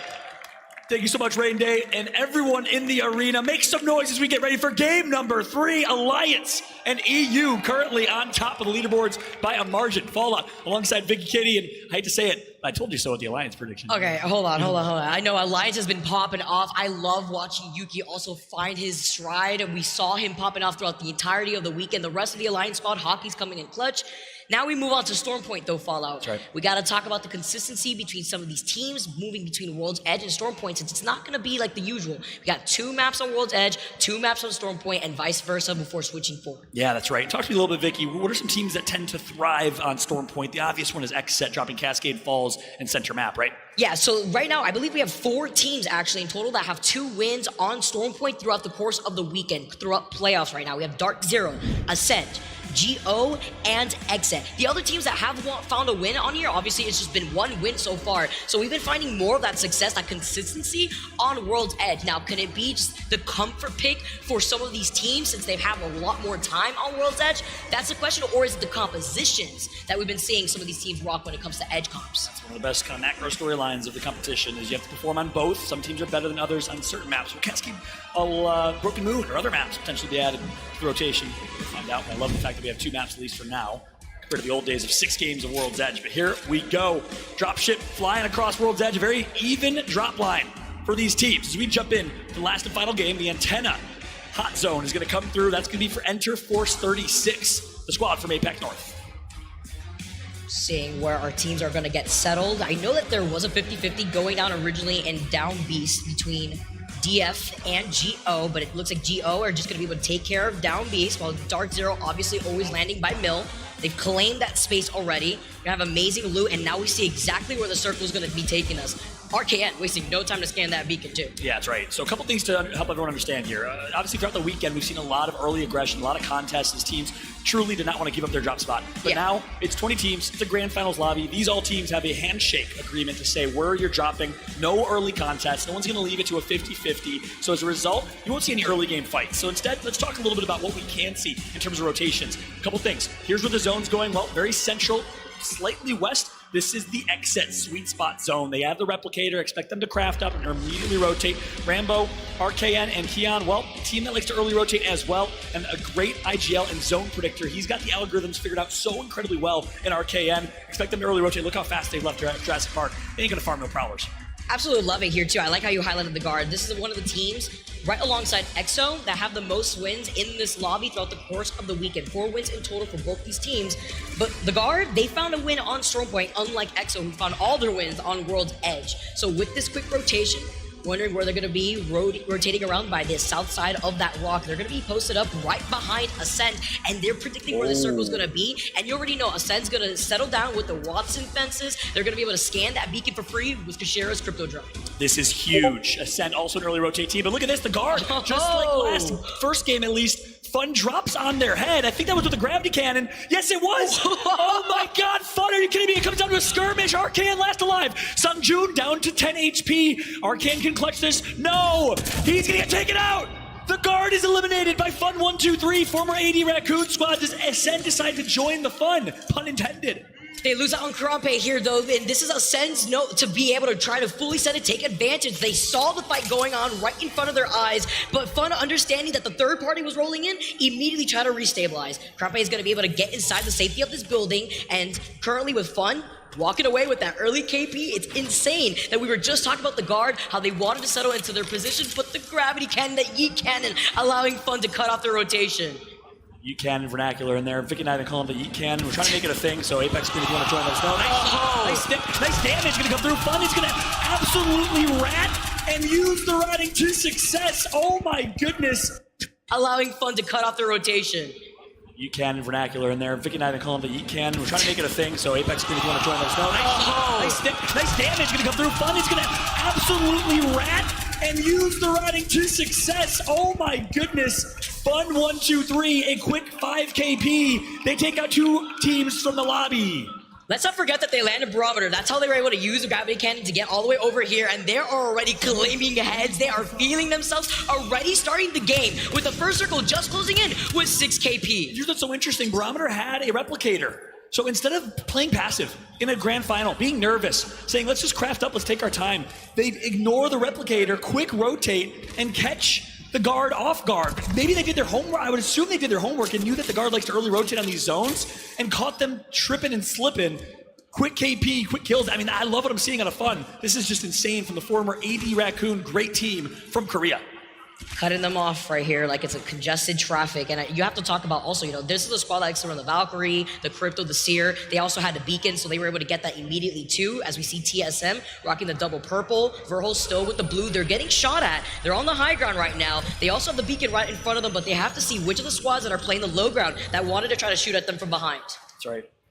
Fun fact here, only 4 APAC North teams qualified of the 10.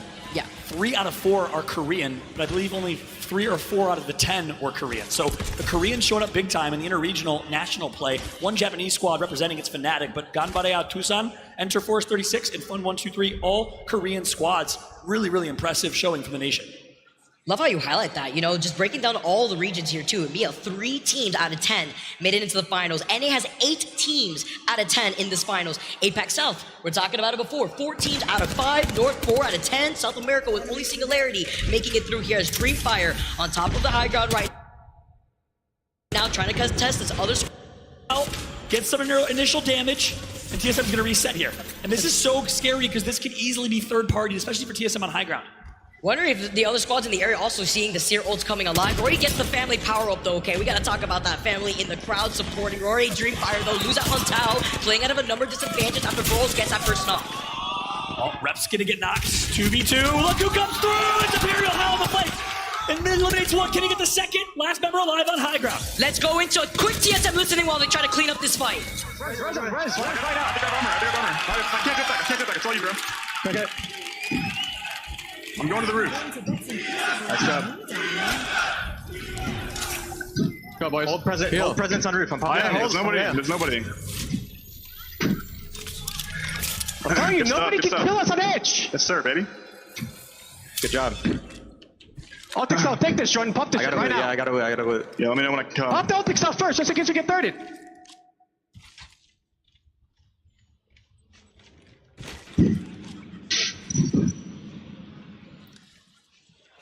So quick listen with TSM right there. If we could pull up the map side by side and show you TSM calling for the third, and that's the right play, right? That's a smart play because it's such a third-partyable building. But take a look, no one's nearby. So nice shot from TSM, clearing that fight. Maybe perhaps just a little bit of luck. His teams are so focused on early rotates in these very stacked lobbies. You got to rotate early to get positioning. If you don't, you're going to be left with no home and no place to play. TSM opting for a hard edge playstyle here, despite not having a replicator to craft at the wall. They're going to go down to Cascade Falls likely and craft here soon. We got to be careful for Singularity and NRG nearby. Yeah, NRG going to be rotating away from Checkpoint, their usual POI. Like you mentioned, there is the replicator out there for them to also use. Talked about it earlier, but it's that Sniper 4x8 scope that is available, as well as the purple Sniper mag to work with, and the Moby. The Moby is in the weekly rotation. It does change out later today, but it's nice to know for some of these teams that like to take their time to rotate into that circle, boost up their Evil Shields with the replicator. We see the side-by-side and where the circle is going to be taken as this Fnatic get the crack. Oh, I like this end game. Interesting fight to say the least, but one quick note on the map before we let it go. Fun, take a look at Fun right now. They're still in the same exact location on the opposite side of that heat cannon as they're going to be ready to gatekeep this next zone. So they're just holding that same positioning is Fun. And I guarantee a fight will likely ensue as teams are going to rotate through. Right now on board with Fnatic, getting some long-range beams, just leveling up their Evo Shield at this point. This is the squad, EXO and Singularity with a 3v3 here in Jurassic Park. Big fight here, and whoever wins this fight, well, guess what? You got to fight the final boss in Fun 1, 2, 3 right after, potentially. Especially after leaving this choke point. That's why I really love the positioning that Fun is holding. They're just looking to gatekeep all these other squads that are going to be rotating from this eastern side of the map. Singularity, finding some damage with the Havoc currently right now, tossing out these arc stars, trying to funnel him into moving way more to the left. Our team going to be able to now move over to the side, but they see the charge rifle beam coming in from their own left side. It's another squad getting mixed up in the fray. It's Space Station. That's right. SSG drops Launchpad, took their time on rotate, probably went through Antenna to get some crafting materials. Meanwhile, they're now making their way through. It's a 3-team fight, and guess who the meat of the sandwich is? It's EXO, the team from Thailand. Killapose gets knocked first to the hands of Vesk. Long range. Again, support player likes to get his hands in as many marksman rifles as he can. A nice nade from Zanile gets the second. What a terrible situation for EXO to be in. They get cleaned up, like you mentioned, Fallout. Double burger sandwich basically out here. Space Station are going to continue on the domination, continue on the pressure with the charge rifle. Singularity say, okay, you know what? They took care of EXO. We're going to move back. We made a lot of noise, and NRG are on the other side of this cover from TSM. We got an NRG versus TSM battle. It's a clean 3v3, no risk of third party in sight. This will be a pure fight between the two greatest teams in North American history. Let's jump into a quick listen in with NRG to see how they're going to be able to play this fight. There's 2 there and there's 1 on the left. I had 60 on the horizon. Swinging hard left, Valk. He's still on the tree. There's still 2 over here. 18 answer. Hard left, still swinging left. Should I like run up this They left? kicked me on the right. Just chill. I'm gonna come up. Maybe one man on this guy on the left. I got both of them. He's on the right over here. Yeah. 40 on him. Got team shot, bad. Look for this guy, please. This Falcon. Yeah, he's head glitching around. I just got cracked too. I'm batting. They're gonna move up off this. I'm gonna bang on. I'm gonna steer all in the building. I'm backing up. I'm backing up the gas. They're running into my bang on me. They're inside. They're gonna I'm here, Nate. They're gonna have to be in the building. Stun all of them. I'm getting charged from the back. I'm batting. Push to me. Push to my field. Push to my field. He's canceling my heal. He's canceling my heal. Please look for me. They're gonna beat me. They're gonna beat me. Use your digi. On the roof. 40 on Valk. Stair 90. Keep pushing to me. I'm on the door. They're getting thirded. I'm cracked. I'm one shot. 70 on the horizon. I'm dying right now. I'm gonna kill the Valk. Hey, you're alive. No. I'm healing right now. I have to rip a wrench. The Valk's 20 feet. The Valk's 20 feet. I have to heal, sweet. I'm ripping a med kit. He's trying to get an armor swap. He can't kill me. Alright, we gotta leave this. Yeah. I'm running gas. I'm running to you too. Just run to go. Just run here. What a fight and a view into a great rivalry.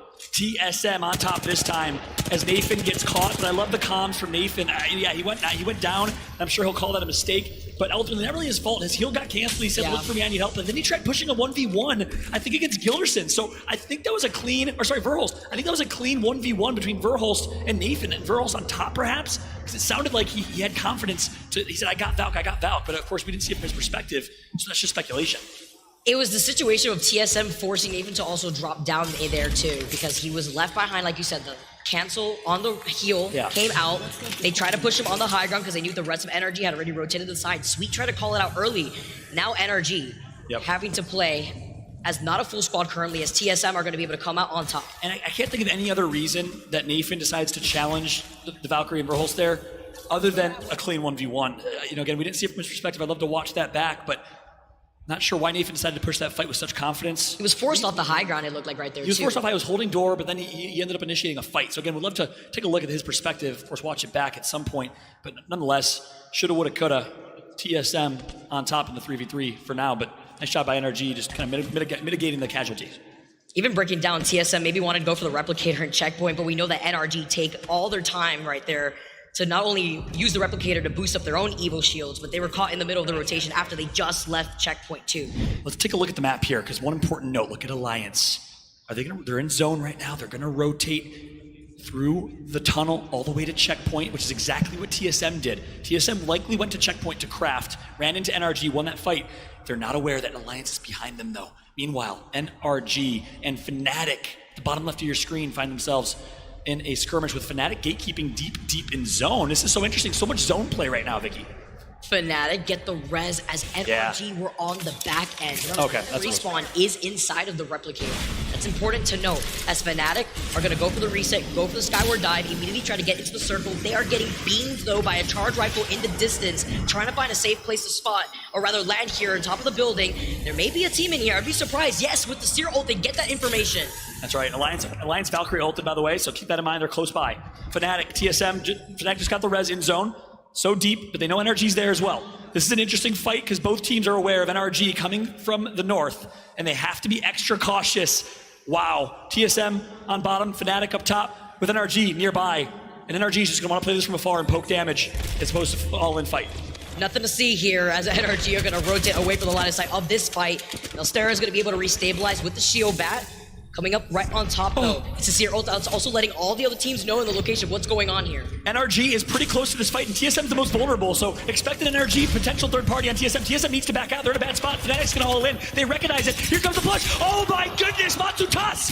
Melstera, Yuka are gonna fry TSM! Eliminated from the lobby. Oh, boys from TSM. Nice shot from Fnatic. So well played with NRG now having an opportunity to third party. Yuka goes down to TSM, so now it's a 2v2 if NRG decides to take it. This is absolutely huge because NRG recognized the situation, and like you called out Follow, they wanted to get out of this whole thing so that way they can time the third party. Now in this 2v2, it's very doable here for NRG. Guild break shield on Valk. Will be doing lots of shield back. The res came through for Fnatic. Zone's closing in though, and Sweet and NRG are gatekeeping, but only as a team of two. Nice damage with the flatline long range. Sweet, one of the top kill leaders of the lobby. And the damage is going to come through. Look at the Volt in hand. He's going to push through. Oh my god, he bounced! Sweet dreams! All he needs is that last bullet before having to reload at the very end. He doesn't have any more heavy ammo, but he doesn't need it! He's got the Digi-Threat right through the Bangalore smoke. He's dancing, he's moving, and now it's up to Gil to close it out before third party goes in. Sweet did enough, but unfortunately the third party was there. Singularity wisely pushes through.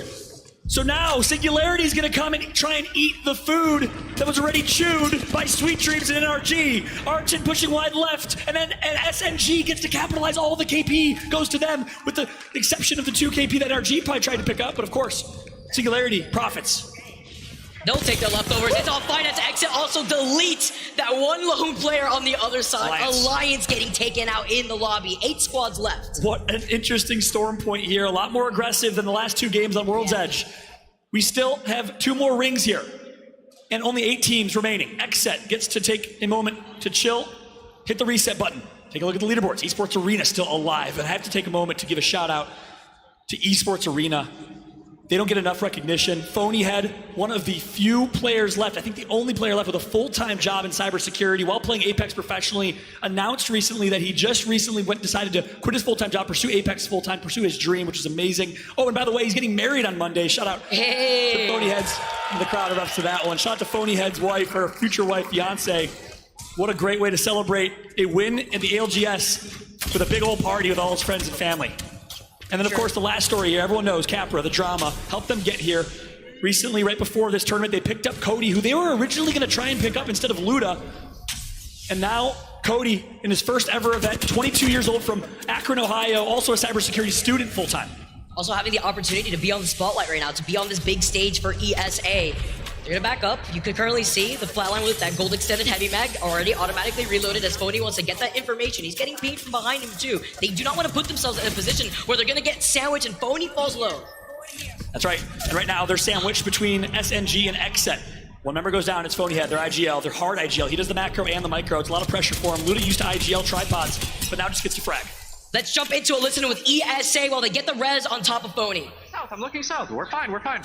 We're completely fine, boys. We're fine. If anything, there might be a team down low. Watch your back. Yeah, I want to get space. space. I want to get space here. I want to get space here. Go for it. There's no one there. There's no one there. Okay.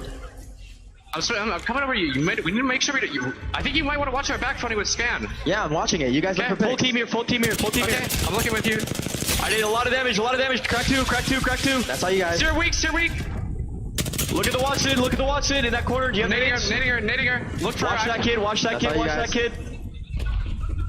He's got Kraber. That's all you guys. I almost killed him, bro. 110. They should be getting looked at by another team, but I don't think they are. I think they're still there. What's going on? I think they're just. These guys are locked up. One team right here. I think they're still there, Luda. If you could get KP, that'd be great. I think they're just hard fighting at the building. Is that team full safe on height? It was 70. Oh no, I got full. I killed you inside. Nice, you're good. There's one team here now. It's a Watson Valk team. That's fine. One team here too.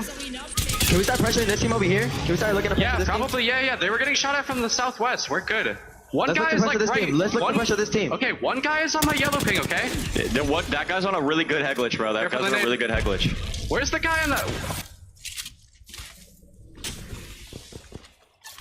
And what are your guys' med count looking like? I'm pretty sure we should just ape.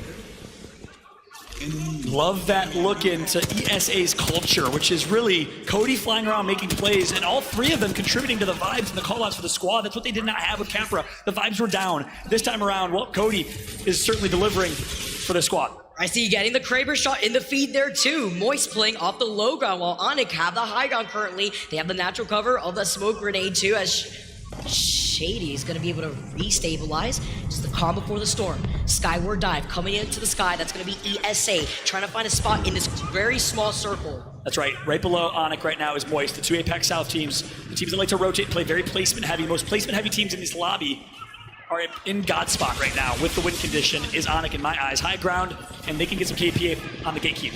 Oh no, ESA sandwich Now the here. Moist steals it. Yeah, Moist are gonna capitalize. They're also playing off that low ground edge, trying to get out of the line of sight of Onyx. They get taken out. ESA out of this lobby in 5th. 4 squads left right now. You got Moist, Onyx, Exa, and Team Singularity. Can you believe it? One North American rat. It's Nocturnal by himself. Take a look. He's been here before in Pro League. He's doing it again. Singularity South America has no idea he's there, I don't think. And I don't know if I think they run a Searless team comp. So they won't get that intel. Onyx, Moist on low. So we have one South American team, 2 Apex South teams, 1 NA team left. Besk is on the Seer, but the issue is in this situation, Fallout, is that Noct is playing off an angle where if Singularity put themselves out in the open, they put themselves into the line of sight of both Moist and Onyx. So they have to play off the natural cover of the rock, the little cliffside to their left, and the pillboxes. Yeah, that's right. They have to get the intel here momentarily for Nocturnal. And I'd love to take a look back into a player point of view so we can see where the zone's going to close in on. He sees him. Yeah, they get the intel from Seer. Nocturnal is going to be out of this lobby here in just a moment. Or at least when the zone closes. Take a look. Zone's going to close central circle. Look at the top left of your screen where that line is pulling is where the zone's going to close to. It's not always center. Rolling Thunder coming in, trying to call out. And he's using it on the solo. I think he's just trying to get that final info. He knows where the other teams are. Wise decision for Besk and Singularity. They call it out. Oh, the Rolling Thunder coming in. Yep, trying to get that information too. Puts down the Seer ult as the Rolling Thunder is going to put in a lot of damage, having to pop that shield back. Pops the shield back perfectly timed right when the Rolling Thunder hits. And here comes Onyx, going to drop on Nocturnal, takes the elimination quickly. And now going to push right through, immediately rotates, tries to take the 3v3 against Singularity. They want to slow play this because Singularity is sandwiched between Moist. Moist versus Onyx right now. Shady falling low, having to reset right now. I like the way they're playing this patiently, playing off the side of the rock. They're not trying to fully send it because you see the Watson fence is set up here too. Moist is playing that composition with the Crypto, with the Watson and the Valkyrie. Meanwhile, Singularity with the Bangalore Smokes, the Valkyrie, and the Seer. And they got the res on Artin after he got knocked by a sniper from Moist. Artin popping a Phoenix kit back to full. It's a full-blown 3v3 for the final game 4 circle. Singularity now trying to find a way to move in, playing with their backs against the circle right now. This is so intense. They have the pillboxes. Who's going to try to fully send it in? It's Singularity versus Onyx. That's right. Artin going to get some good damage here. Elysium, no shields to his name. Shield broken for the opponents. Crypto Drone's going to get eliminated and wipe for the lobby. And the damage is done. Almost get the knock. It's Artin. That EMP would have been absolutely huge too here. They may have wanted to hold it for the Seer ult, but Moist now with Watsi taking it off angle. The smoke grenades just covering everything. And Onyx desperately going to Valk Q to the sky. MT and Waltzy team of 2. The 2 fraggers for the squad. Sorry, MT the IGL and Waltzy the fragger. Elysium gets the knock on Pricey with the PDK. He's so talented, but only down to 20 HP. Besk is alive with the 2 hits. 2v2v2. Artin is down. Pricey is down. Raki is down. All playing knockdown shields right now. All 3 teams cautious. Look how slow this walk-in is, Vicky. We've never seen a finish like this ever. Shady gonna finally push. He's gonna flat. He's gonna get deleted from the lobby. Waltzy and MT just hiding. So well played. Singularity on top. Nice PK shot for 99. Elysium, Chile, vamos! I have the high ground now. Singularity says. Elysium punching him into the circle. Gets it again. Moist win. Singularity's advantage on the high ground does not come in clutch. It's Moist this, and they're positioning, wrapping around, getting game number 3. We have to watch that final circle back because it looked like both players died at approximately the split time, I think. As he was punching him into the zone, I think we were watching Singularity's point of view, but it was so hectic, smoke up everywhere. What a finish that was. Moist Esports, Moist Critical picks the Team Burger free agent fan favorite squad up, and they come out with the dub here. Shout out to Charlie giving his support to the Moist boys, giving them words of encouragement while he has his watch party, while he watches his boys put in the work. You love to see it. I still would really advocate for them being the Moist Burgers. I think that would have been great. But I understand there's brands involved and branding and all sorts of things. Now, jokes aside, nice job right there from Moist. The thumbs up here. Look at the Aussie mustache too, man. Only Australians can pull that off. I don't think there's an American other than Rambo who can pull that off. Love seeing this emotion here from the players. They're gonna go for a little quick reset, and while we do that, let's toss it over to the desk guys. Break it down for us. Thank you so much, Vicky Kitty. What a day, what a game, and a finish by Moist in South America, and what a desk. We are back here, of course, with Spider Tiff and Gino. We've got a special guest, though, here in TSM Girl. Make some noise for Girl. Girl, how's it feel to be in the building on Championship Sunday? I got a lot of goosebumps. Like, the energy of the crowd's amazing. And you just recently signed with TSM. It's been an amazing thing. Talk to me just a little bit about what that's been like. Honestly, it's been awesome. They treated me like family when I got here. TSM sent me out, and they're all wonderful people. So big shout out to TSM. All right, big shout out to TSM. Girl's gonna give some of her thoughts on those games, but let's turn quickly to Tiff and let's break down that final circle. My goodness, a 2v2v2. We have not seen anything like that in Apex. I mean, thankfully the Bangalore smoke kind of helped them. They're just all crawling in, like wanting to prolong their lives as long as possible, maybe get a little bit closer. You see Singularity grab that PK, they got it prepped and ready. They want to start firing into people, but I know, Genome, you are from Apex South. You have literally cast over these boys for so long throughout their journey, and that has to feel good. It does. I mean, you can see the emotion on MT's face. Not typically, I would say, you know, one of the more emotive people, but, you know, it's here. How could you not get excited about that? The final days typically haven't been as good for Moist, so that is going to be fantastic for their mental and pushing on from here. But man, that final circle, it was like a horror movie. Everyone was just like coming out of the smoke, jump scares everywhere. And it was a great showcase too. We've got our match results coming up. Moist Esports. Shout out to Moist Esports just joining the ALGS with 20. Team Singularity from South America. Any South America fans? Any representation in the building right now? We got a little bit. They're getting 17 points. And I know the chat at home is excited about that. Onyx Esports, good time for Apex South here, Gino. XZ Esports Arena rounding out the top 5. And of course, Dark Zero staying in there. Let's go to page 2 though as well. I want to get your comment on this. TSM Girl, obviously they just got 4 points there. How do you feel about how the boys have been playing today so far? Honestly, it's a couple small mistakes. That's okay. They won game 1. They're going to win the last game. That's all that matters. That is all that matters. All right, let's head over to the series results as well and look at it. It is Alliance. And speaking of that, not too bad for TSM. Alliance 33 points. Moist Esports after that win 29, tied for second. Esports Arena as well 28. Team Singularity. Tiff, all I see right now is it's anybody's game. It really is. I mean, you have all the teams that came in with those advanced starting points, but even with, you look, NRG in 9th, they came in with 10 points. So throughout the maps that we've seen thus far today, they've only acquired 13 points. And I think that's going to be the biggest question. You have the war of being consistent to get up to 50 points, and nothing's really going to matter until we get to that threshold. Now, will we see something crazy like 14 games like regional finals from APAC North, or? Will we see something crazy like Moist winning the 3rd game, and then the 4th game, and then the 5th game? It's happened before, and hey, I mean, imagine you've come here, you've done that, you've got that echo in your mind. You're like, hey, we just did this like a couple of months ago. Look, the last time we played a big competitive Apex match, that's what happened. We can do it again. I love this too because we've seen match point develop over the years. We saw in Poland, our first LAN, I think it was maybe 11, 12 games. We've had APAC North leading into this, go 14 games online. And then we have North America. Go 5 games. Esports Arena. That's why I call Phony the villain here. So I want to get a quick take. This is just gut. Don't worry about it. Genome, I will start with you. How many games we going today? 9. 9. Okay. Tiff? I feel like it's 7. 7. All right, girl, I'm going to get your projection here. 8. 8. Split the difference. 9, 7, 8. I got to rearrange you guys as well. Listen, it's so great. We have so many community members, streamers, pro players in the building. If you are here in Copperbox, go find them, go talk to them, take some pictures. And at home, of course, we'll highlight them as we can. But the match point action continues. Thanks, girl, for being on the desk. It's great to see you. We'll see you a little bit later in the venue. And I know we've got an interview standing by with one of the best in the business, Glitter Explosion. That's right, Rain. I'm hanging out in this amazing crowd who's been killing it with their cheering. Cue cheer.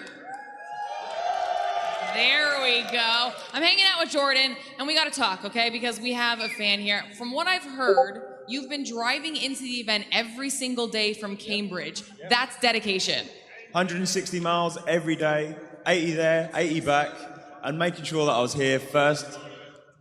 Got to the door. This morning, 6th day, brought my girlfriend with me, ready for the finals. It's gonna be fun, it's gonna be fun. Yeah, I mean, the games have been fantastic so far. You play the game a lot? A little bit, I mean, work full time, still getting 5,000 hours. Gotta play, best game.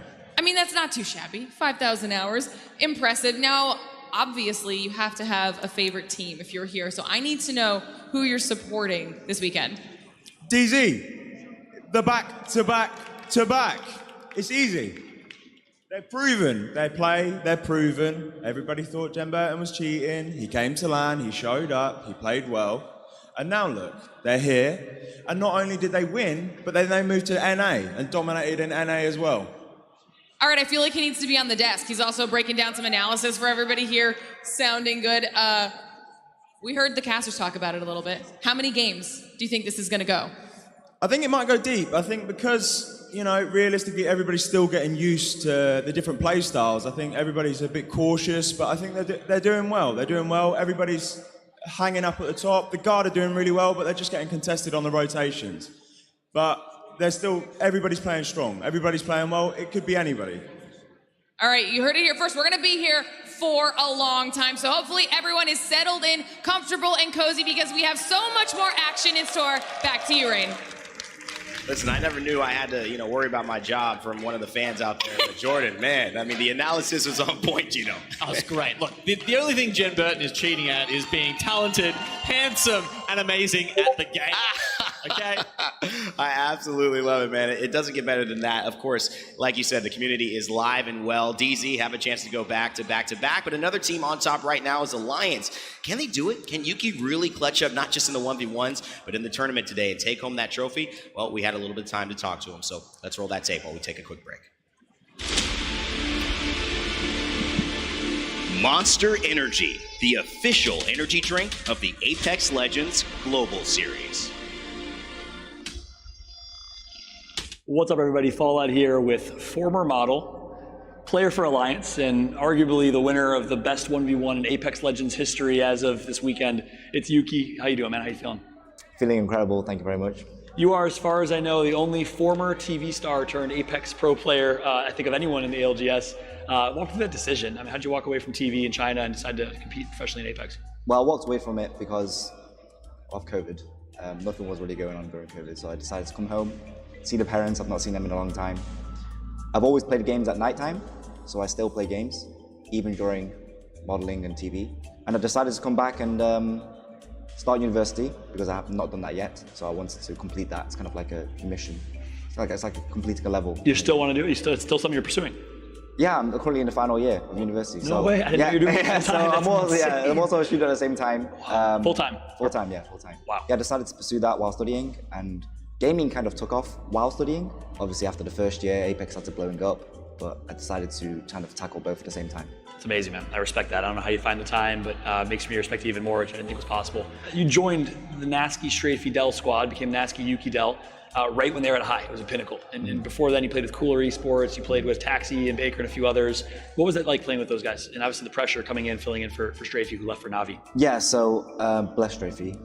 He's very upset that he can't make it because those three together are a very incredible and strong team. Ganaski and Dell, when I was playing with them, I think both of them built the foundation of who I am today. So they're very important people in my life. I think those two are the ones who taught me how to play the game, essentially. I think those two are also incredible players. One's I respect to a very high level, and I only wish them success. Changing topics a little bit, but focusing on Alliance. Our hearts go out to Effect, who couldn't make it. He Yes. put so much work in and effort in. It's tough that he's not here. But what's it like playing with Mandy again? Different team, Count No Gibraltar this time around. You let him bust out the Pathfinder on game 6, which is insane. How's it been meshing with him? I think Mandy's been the absolute best substitute a team could ask for, simply because of his energy as well. He brings so much communication vibes, keeps the comms going. It's not just his aim and ability and the professional play he does, it's just his synergy, his communication, and his vocal push for the team is really great. I'm really upset that Effect couldn't make it, sadly. Hopefully we see him for the next split. Is he that good? He is. It's all he true. Is that good. He is. You think he'll translate to LAN? It will translate to LAN. Effect is one of the best players I've seen in my career. Who'd you compare him to? Which controller player? Or who else? Anyone? Gilderson's of you? I mean, does he have ice in his veins? It's Effect is here, and everybody else is just that's who you should be comparing everybody. No shot. We're on the other level. He's that good? Effect is one of the best players. I'm gonna hold you to that. If y'all don't dominate this next line, hopefully he gets there. He will. He will. That's insane, man. Alliance has consistently been the best team for a long time. They have a history and a dynasty and a reputation to withhold as the only last standing team that's been the greatest team in EMEA consistently for 3 years. What are some of the keys to that consistency? I believe the key to the consistency is not about the players, it's more so about the mindset of the entire org. So, for example, we are very disciplined, determined, and we only strive to be the best, we don't give up, and we push each other to that level. Hackis in particular, with a military background, he's always pushing to the best, and he's very hard to break down. And that's why he never gives up. A lot of players, they give up after some while, and that's why they don't make it. But as long as the people you're around also don't give up and work hard, then you have no choice but to work hard. So moving on to championship final, how are you feeling about the final day? You guys started a little bit slow, both in group stages and in the winners bracket final. It took you a little while to get going. Is that hurting your confidence at all? How are you guys feeling? I think we're more than ready going into final day. We're confident. Since the very beginning of this LAN, we've kind of gone uphill, which means we've done better and better and better as the day goes by. So I think we're ready, we're prepared, and ready to win. Love it, man. Yuki, I've had so much respect since the very beginning, our first conversation, hearing your story. A remarkable story that's inspiring to many. Big shout out to you and your success. Much love, buddy. Good luck. Thank you. On the final day. Thank you so much. Oh, man. WD Black, the official storage partner of the Apex Legends Global Series. Welcome back to the main stage, everybody, here at the Copper Box in London, and we are ready to go into Game 4. Dan Gaskin alongside myself on set to call the action in this fourth game of the day. We stay on Storm Point, but just want to touch on that interview we just saw with Yuki. Alliance, what a day they've had. What a tournament they've had so far. And they're sat at the top of the leaderboards right now, looking pretty. Yeah, and that's what it is at the moment. It's the race to match point. It's about who can get there first, who can try and solidify that victory, so then you can get in a spot, so then you can win this entire tournament. And of course, your share of $1 million. And it looks pretty good at the moment for Alliance, as we say. A wonderful thing to see them playing so well, and Yuki being so clutch the entire time that we've seen him on our screens this tournament. So many 1v2s, so many 1v1s, we've seen it all, and he's sitting on one of these beautiful things you can see on your screens right now at home. The Herman Miller Gaming Embodied Chair are being used at today's event. Check out the new colorways of the Embodied Gaming online. The new colors have a white base with Galaxy and Amethyst upholstery. Beautiful stuff. Herman Miller is the official chair partner of the ALGS.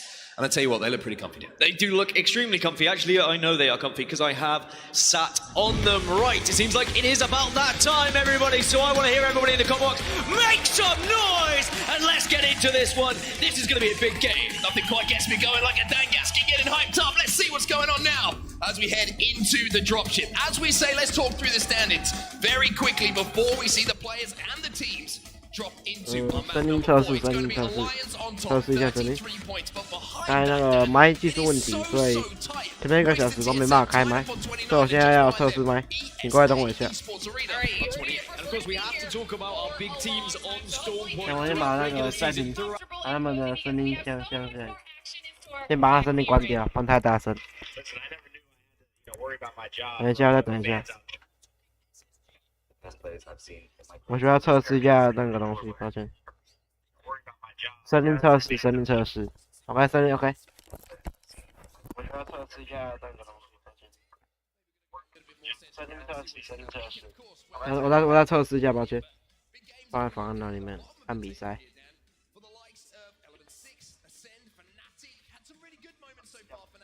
好，声音 OK 好。大家好，我是 DKNG， 我是今天 Apex 那个 Apex Legends ALGS 那个假装是个赛评。我今天要来那个演示一下什么是赛评，演一下，所以请各位见谅。我可能我第一次演赛评，我演的比较不好。我来当这个比赛当做来练习做赛评这样，练习而已。哦，这个地图是风暴点非常难打的地图啊。这个非常难打。大家都跳那个，大家都跳分散了，然后捡物资。现在那个第一个视角先来给第2名的 NST 战队。第二个视角是 TGRD。我们现在在阿玛斯在侦查，那边是不是有敌人？这一队也是很强的战队之一，也是打了一个看上前2场都打得很好的操作。他们起飞好像应该是看到人了，他们把无人机放在前面，然后等下准备开，然后要准备开大直接冲。他们先往机飞上天，然后要准备做扫描。他们好像知道人在两边了。我们将他们直接降到他们的1楼。这一队 TGRD 降到他们1楼，他们好像在守房子。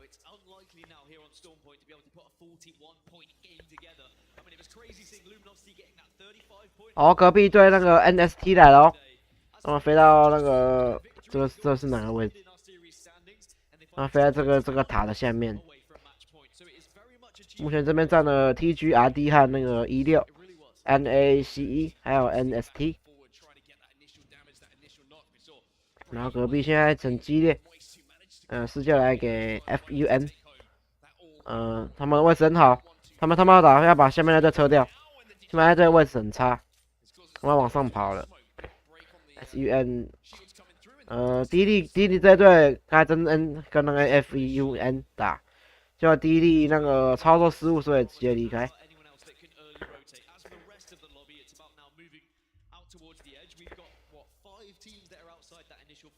第一这队就偏跑掉 ，FUN 他那个 ESA 在旁边，在互相消耗物资中。他们现在在各自找突破口，准备要冲。他们2队应该要互相打到底。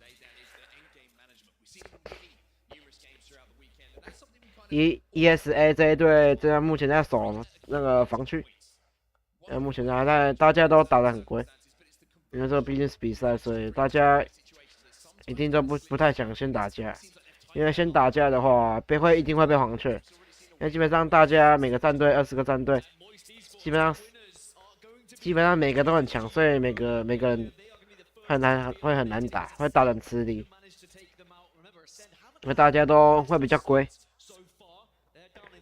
因为这几场我要看这几场，刚才前面看这几场，那么主要好像比较多人选的是阿玛斯、瓦尔基里，还有那个奇尔，还有那个莱森，还有那个邦加洛这几个人物，其他人物比较少出现。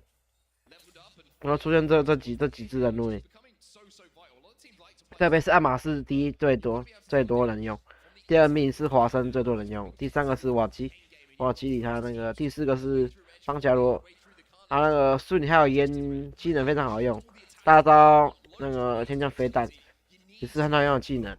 那瓦基里算是有时候你打不行的，你可以直接开大飞走，他也是算一个很好的角色，非常好用。就连我本身也非常爱用瓦尔基里。我现在看呢，现在视角给那个 Yuki 这一队 ALL 战队。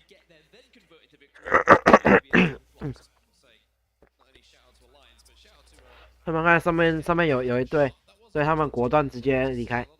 talent and effort's gone into that this morning, but obviously reflecting on the leaderboards like we previously mentioned. We're going to hop over again, this time a little bit more north. We're going over. 目前在圈最外面是 FNC 和那个 ANG， 然后现在 DF 跟白地战队跟 AL 那个 UK 战队即将要碰面 ，ANG 也差不多要碰，他们3队要碰面了。目前那个旁边都没有任何人的一队就是 FNC， DFA LAUK 那一队白地和那个 ANG， 他们即将要碰面。其他基本上都在守防区或者在打架。你用什么？白色绑这种电线的。你去后面那个蓝色柜子，灯头上面那个蓝色柜子找一下，或者绿色柜子找一下。就绿色柜子上面不是有蓝色柜子那边，小夜灯上面那个对，那先找一下，找一下都在里面。现在视角来看那个，现在看那个，我不知道是韩国战队还是日本战队，看不出来，看谁。我们视角来可以来看那个 GO， 他们用的阵型。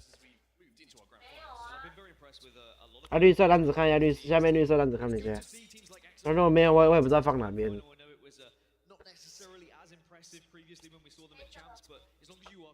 可以啊，只要能用就好，不管。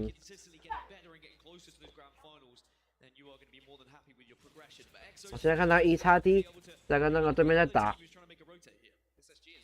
希尔现在目前这个希尔目前残，在拉状态，拉个凤凰。现在视角给到 AL UK 战队的视角。然后 UK 也是果断选择要起飞，直接进圈。因为他右边还有2队防，其实现在他脚下防区，还有最中间那边，总共3队在那个死守他们，所以 UK 果断直接起飞。然后前面这张防区，UK 这个位置也是有稍好一点的，可是他脸上身上还一队，也是不太好，不过比刚才好很多。这边，你拿桌上这个计算机旁边那个比较好，那个太剪不断。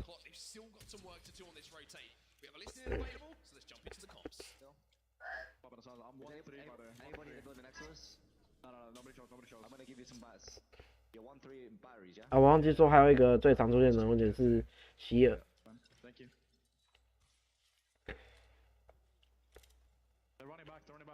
这几天比赛都没有看过人了，那个没有人用什么机器的那些新闻什么那些，大家都是算打比较稳的，所以就很贵，今天很贵。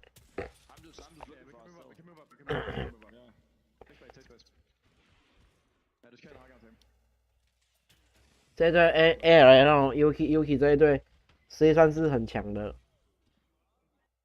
算是实力强到那个，那天我看到都傻眼，我都懵了。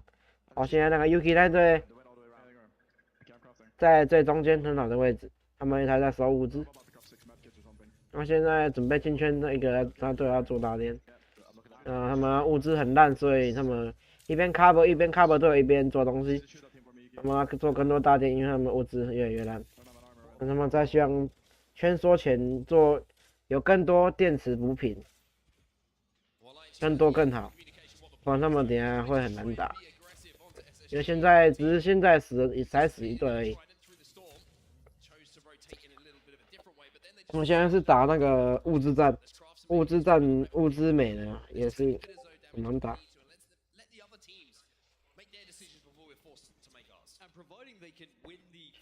各位先关麦一下，我要去拿东西，你们先继续看。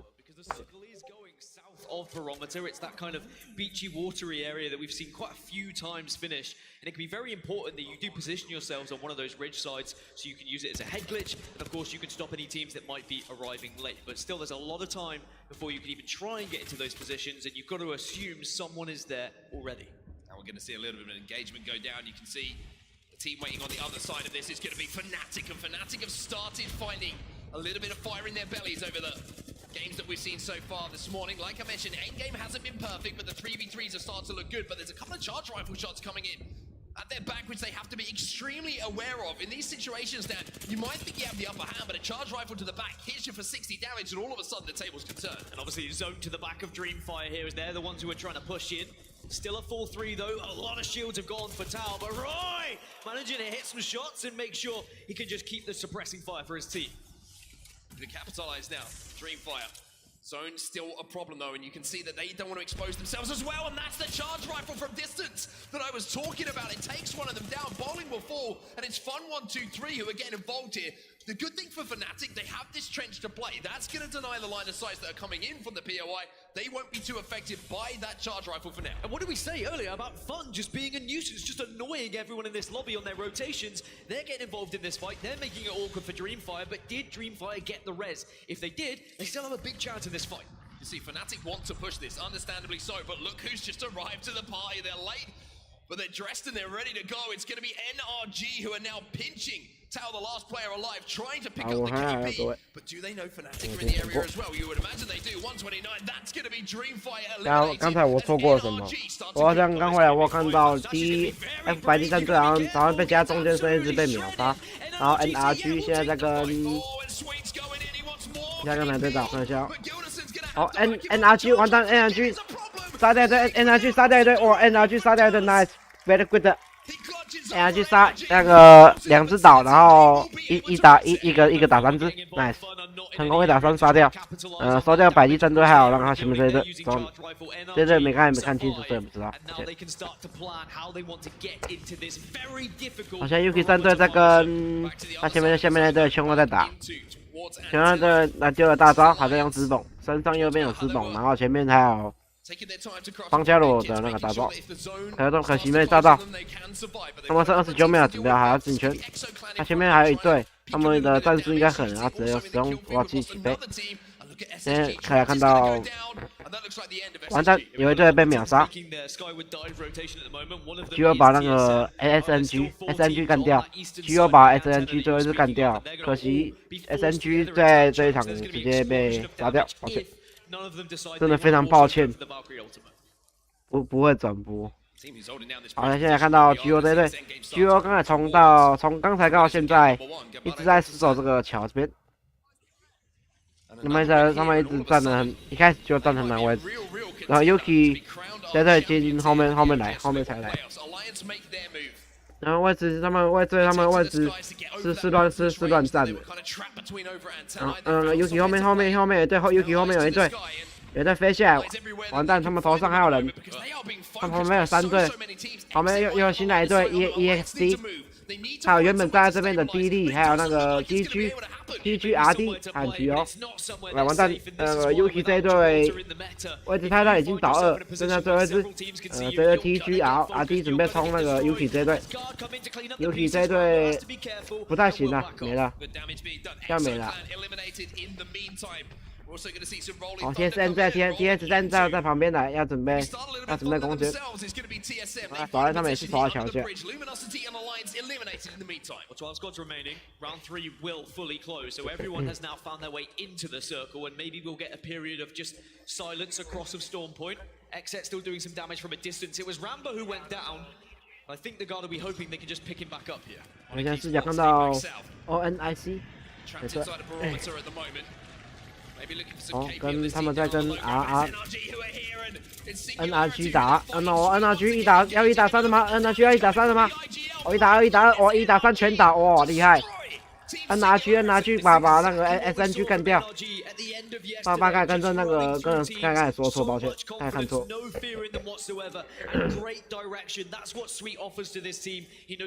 我刚才看下一秒发生什么事了 ？NRG 直接干掉一整队，一个人直接1打3，真的干得非常好。有一个队只有一个希尔那个假破，其他也没事，直接稳稳的打掉，很好。非常稳的直接打掉，非常稳。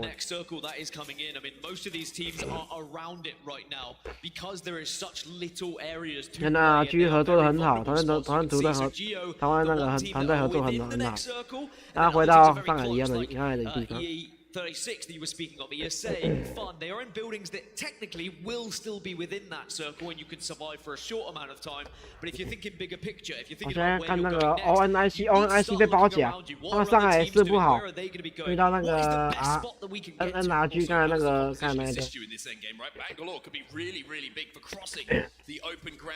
XSET 在那个位置在中间的下面，不过他们位置算是很好，也是很好的一个位置。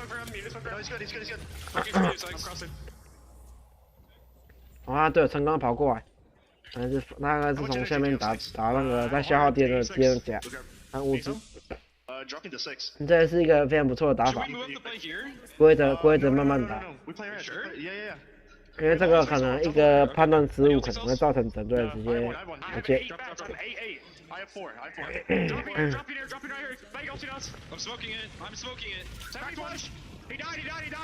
哦，这队这个一个攻击一个博切克把那个对方一箭爆头。哦，上面有一个人站在那个白给位，可惜没打中头，不然两箭就倒。他们前面也打倒。哦，右边人，右边已经要冲那一队，要冲前面那一队。哦，冲！我操！叫先法，我操！打掉！我操！打掉 ！ANZ 队彻底死亡。SET 这队为了要拿下看那个人头，3只都那个没状态，不过没差，上面的人他们还要打架，所以他们没办法管这一队。他都一直跟这位戴眼镜人兄说，想要往前，可是这位戴眼镜他说先不要，暂时不要。哦 ，NRG 要跟对战打了。哦 ，NRG 打，现在已经倒一，哦1打3，我操 ，NRG 这位太厉害了吧！现在把那个 FUN 干掉，那么用一个很好的操作。配合把敌人1打3干掉 ，nice very good。现在看到视角136和那个 TSM 位置很烂，他们还有一个车挡住。136他们位置很好，然后他们只有2只，他们位置他们很有优势，可是。哦，136要冲，136冲 TSM 现在那个状态很差 ，TSM 状态很差，我操 ，TSM 状态很差，还是把那个要被防止那个杀掉反杀。我当他们救起来，那个直蹦，不过没关系，哦，主将那个，看右边还有另外一队来不及救，只能抛一队哦，完蛋，被丢大很混乱，现在混乱怎么办？哦，SET 完蛋，他瓦尔基为了那颗人头把自己害死，瓦尔基为了基太冲了，他把自己害死，完蛋。我DD那队被打掉，我操！哦，SET 这一队想要救瓦基，可是救不了，很多都冲进来，完蛋，很多都直接消失，完蛋。NRG 赢了 ，NRG 一直在找突破口，一直黄圈，一直抢人头，我操！TSM 他那个很多队都直接被秒杀，连那个 XSET 现在也被秒杀，被那个 NRG 秒杀。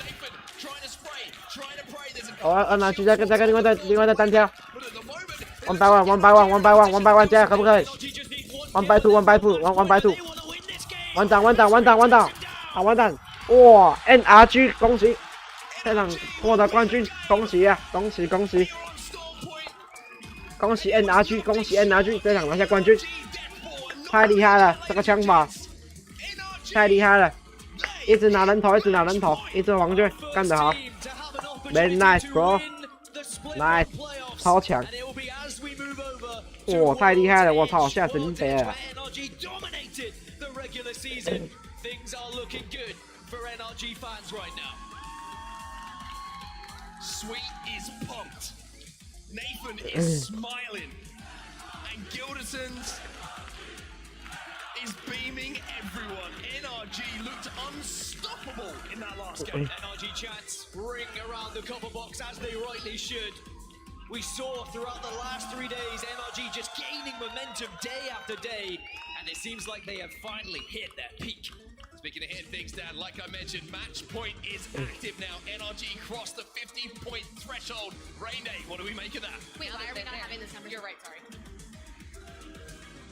We are back here with the first match point of the day. 这一队一直黄雀，别人一直拿人头，我操，太夸张了吧 ！Go ahead, bro.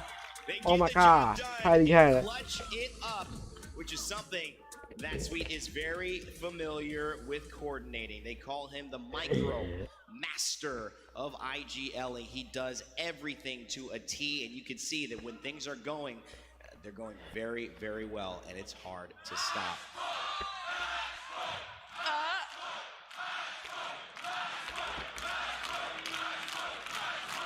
想不知道再看一次重播还是怎样。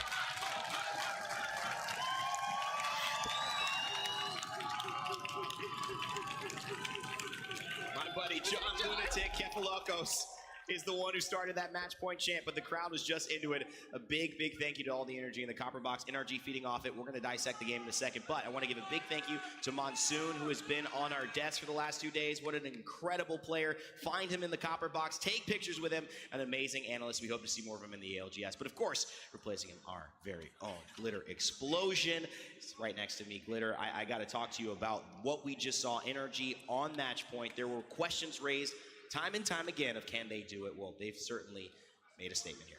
Listen, and that was something that Tiff and I literally were just going back and forth about because we talked about it yesterday.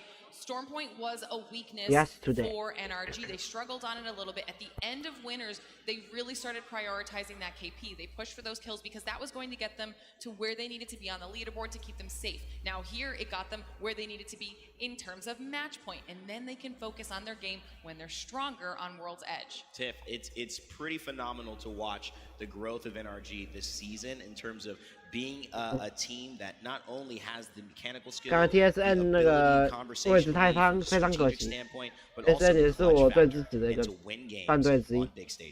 I mean, 他是我 look, 主 we 要 all 最 know 支 that 持 they are 的战队。 incredibly talented. Sweet like plans 因为 5 steps 我玩 ahead Apex， 我第一 that 个 other people don't 我第一个 even 看 think 那 about. 个 And 影 it's 片， really 他的 exciting 就 to 是 see 那个 them be TSN able 那 to 个 reenact 他 that. 们 And 那 I 三 mean, 个 we 的 got a chance 影 to 片 talk。to him even during the regular 我在 split, right? 开 He 始 came 玩 on the 玩 Apex broadcast. 就 He 是 was 看到 talking 那 about 三 it. 个 He's like, 的 look, I need 影片。 beacons in checkpoint. I had to relearn all of my macro strategies and being able to enact that with the team, rotate properly. He's like, I literally relearned the 我 entire game. 刚才大家都打得非常好， Struggling with identity, 只是因 struggling 为 with the 大家 legend 实力都 compositions. A lot of big names that didn't even qualify 强 to 到 the 那个 stage 夸 because 张啊！ they had the same issue in regular split. 因为 So 一直 now 打 that 一直 they've 打的 relearned 关系 it, 吼 and you're right, 然后 we 大 had 家一直 such 没 a 有休 heated 息， discussion about 没 this 休息 earlier. 没多久， That's 因 why I 为 went 他们 Alliance 讲完， because 然后 I thought it 就 was 要开 going 始 to 比赛， Stormpoint, and 这样 she 根 was 本 like, 就没有 no, 休息 I 到， mean 没有超过 NRG, 10 if 分 they 钟 can，set themselves 他们 up, 就要 and 开 we 始 go to 打， World's Edge, they've got this. 所以 So 这个当 that's 下来 exactly, we were 难 like 免 back and forth 操 for 作 at 别人 least 2 hours. 有障碍。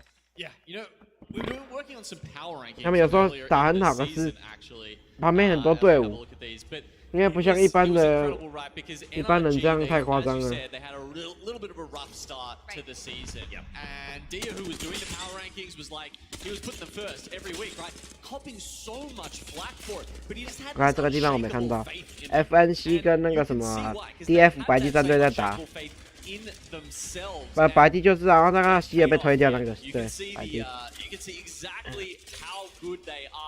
17 kills. Actually, that was NRG 是这一场最那个打最精彩的，这一场是这一场打最精彩的那个战队。NRG 真的是恭喜啊！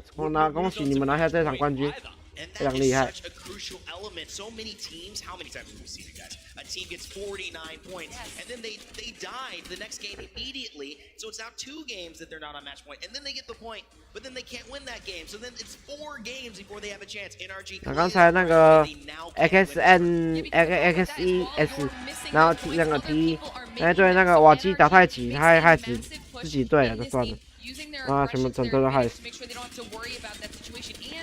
不过也不能怪他了，圈来了啊，不然怎么办？只能打硬刚啊，硬刚啊，硬干啊，硬抄下去。然后让他帮他，如果一直想要救他队友，那邦家如果不应该，他其实大家不应该去救他队友，他不然他救队友已经错失自己的先机，然后他自己耽误自己的时间，还那个害你这样被杀，然后那个刚好那个 NRG 冲进来，所以刚才那一队直接就这样被秒杀 ，ACE 也是一样。 This particular zone really catered for that massive kill. 太精彩了！敌人直接不小心打成这种创投。 If it goes a little bit more north, there's a lot of buildings, and you kind of just have to sit tight and play for where it pulls. But this one goes a little bit more south. It's very open, and that causes a little bit of chaos, which NRG so adept at taking advantage of and capitalizing in this way with 20 kills for a total of 32 points in a single game. What a moment from NRG. Clapping around the stadium. Even some Dark Zero fans like Jordan, who we interviewed just a moment ago, Glitter, clapping for that type of performance. It is something that has been desperately needed, and a lot of fans have been waiting. They've finally done it. They're on match point. I love that you bring up a lot of fans that have been waiting, because we had a chance to talk to someone who is actually an Apex Predator and so much better than me, and just a young and just freshing up and coming. And he said my favorite team is TSM. And then we go, who do you think is gonna win? And do you know what he told us? Because he's out there in the crowd. He goes, NRG. Ooh. So keep that in mind. Absolutely has to be. 大家都实力都展现得非常厉害。像这些我都看不太懂，说不看，我都没有看过这些战队。不过我认识我认识4、5个战队。今天那个打这一场 ，NRG 拿到总分55分，然后第2名是 XAET， 总分38分 ，TSM 总分35分了。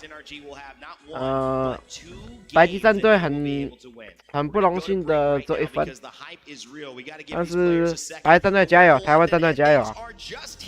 我希望你们没关系，输没关系，有时候手感不好还是怎么样没关系，相信你们下一年会更好啊 ！TSN 也一样 ，TSN 中单好，加油，继续加油！我希望他们夺得那个世界冠军。非常。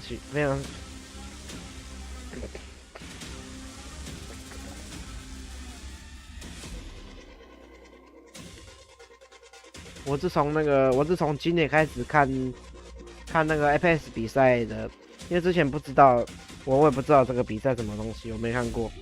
这是我朋友告诉我才知道有那个 ALGS 这个比赛，让我看得很兴奋。让我以为都自己在打比赛，他们强到让我以为我在打比赛，让我身临其境，非常感慨哦！我觉得很爽，有 Apex 这个游戏非常爽啦！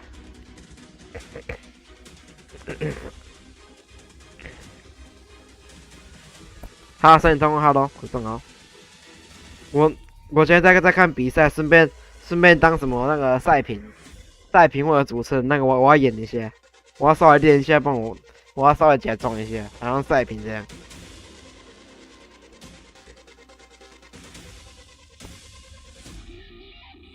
好，剩下6秒钟，下一场比赛准备将开始，各位观众敬请期待。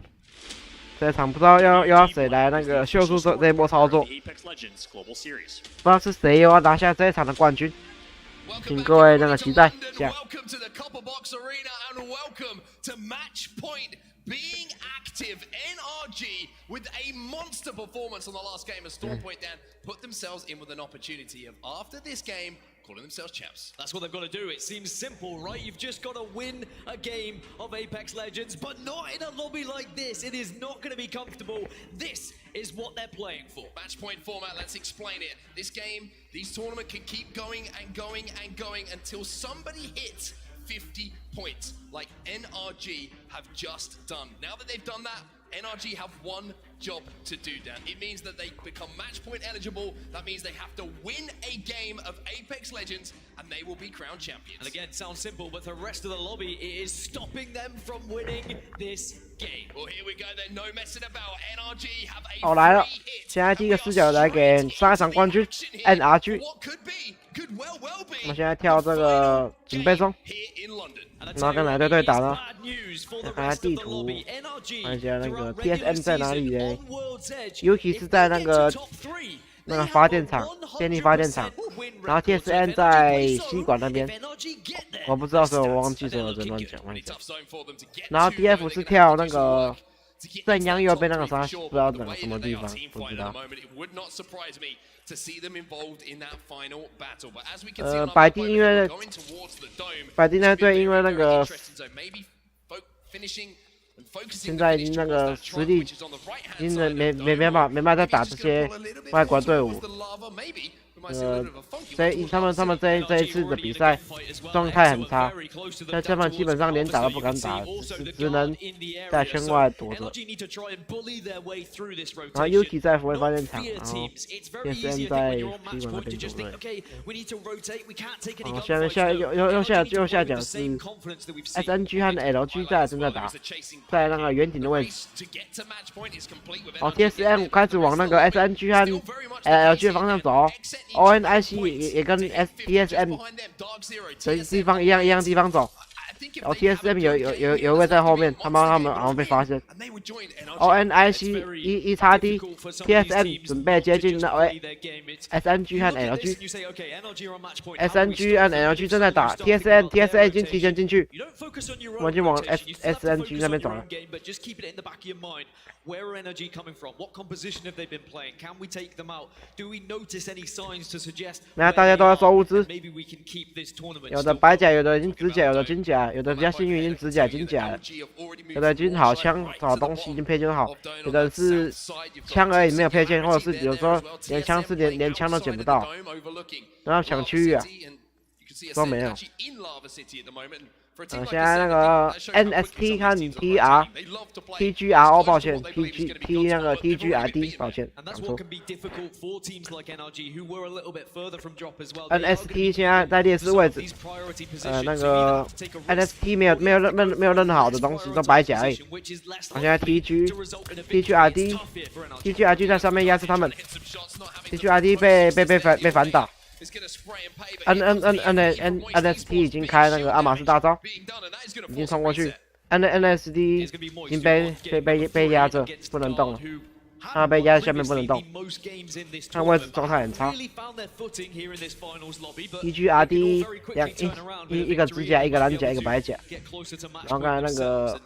NST 那一队，他们3支都走白甲，东西物资都很烂，什么都没办法打，他们只能跑走。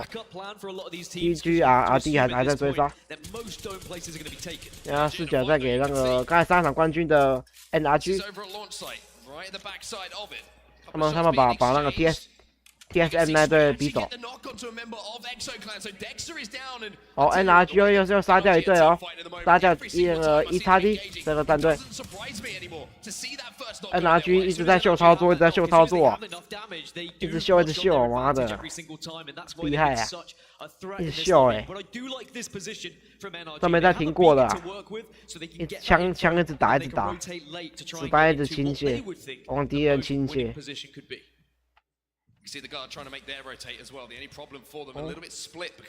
TGRD 遇到 FNC 现在已经有那个红枪、空投枪，那个博切克弓箭，他们这一队物资非常肥沃，那个物资非常好，背包应该装满了很多东西。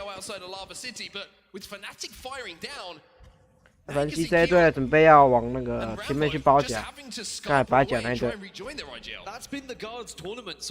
TGRD 他们物资上被打没了，所以开始转移阵地，到另一个地方做防御做动作。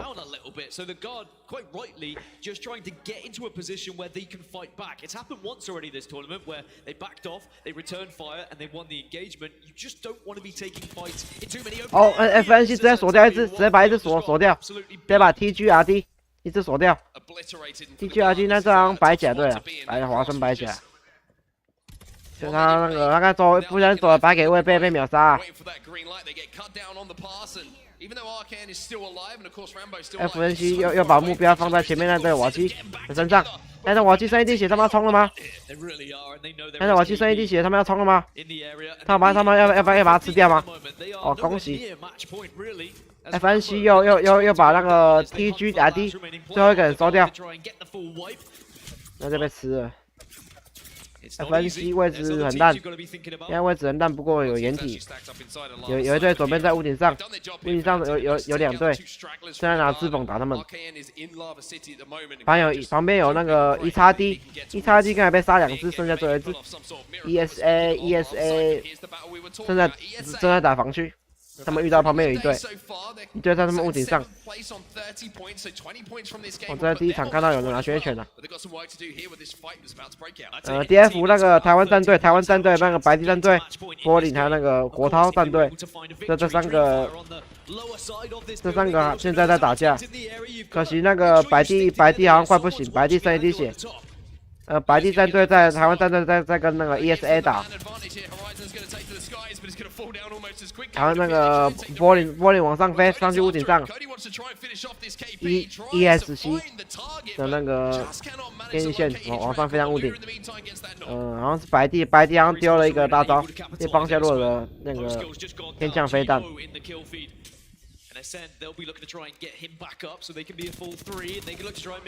DF 那个柏林倒地，柏林那个来不及跑。DF 那个白地战队、台湾战队目前战况很惨，剩国涛一个人在撑，白地和那个柏林已经死亡，还不被那个外国战队 ESA 打掉。国涛只能很狼狈的逃走，什么东西都没有打到，才被还那个死掉2个队友。这次台湾战队排名不保了，可能一定会面临淘汰的问题。只剩国涛还在努力的在打破口。台湾战队国涛好像遇到 ESA。附近还有一个那个胜利之的那个 TGRD 跟国涛准备遇上 FUN 在他们旁边。台湾战队跟那个 TGRD 已经碰到，完蛋，国涛要被外国战队撕掉了吗 ？FUN 完蛋，3只往旁边走，完蛋。台湾战队面临没了，非常没了。这次那个台湾战队什么都没有操作到，战况非常惨。非常可惜，希望他们下一年那个能再打更好一点起来。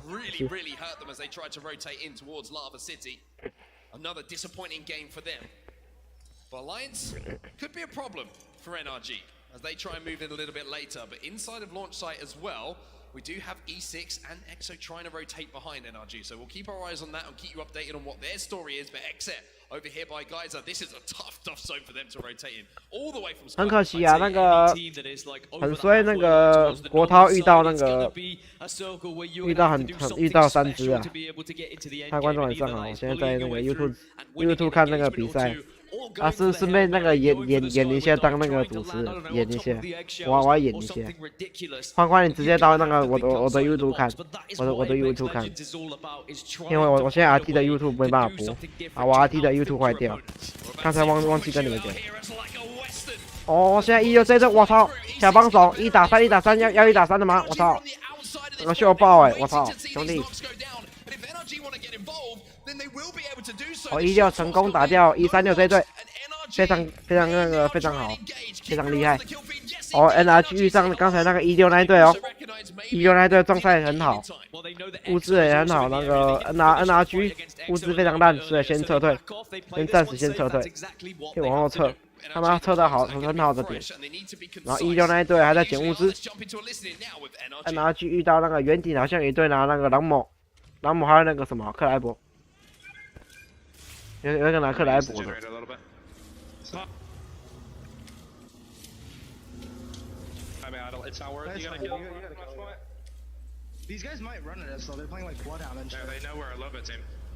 NRG 还是躲在一样的位置，我们为了打求稳，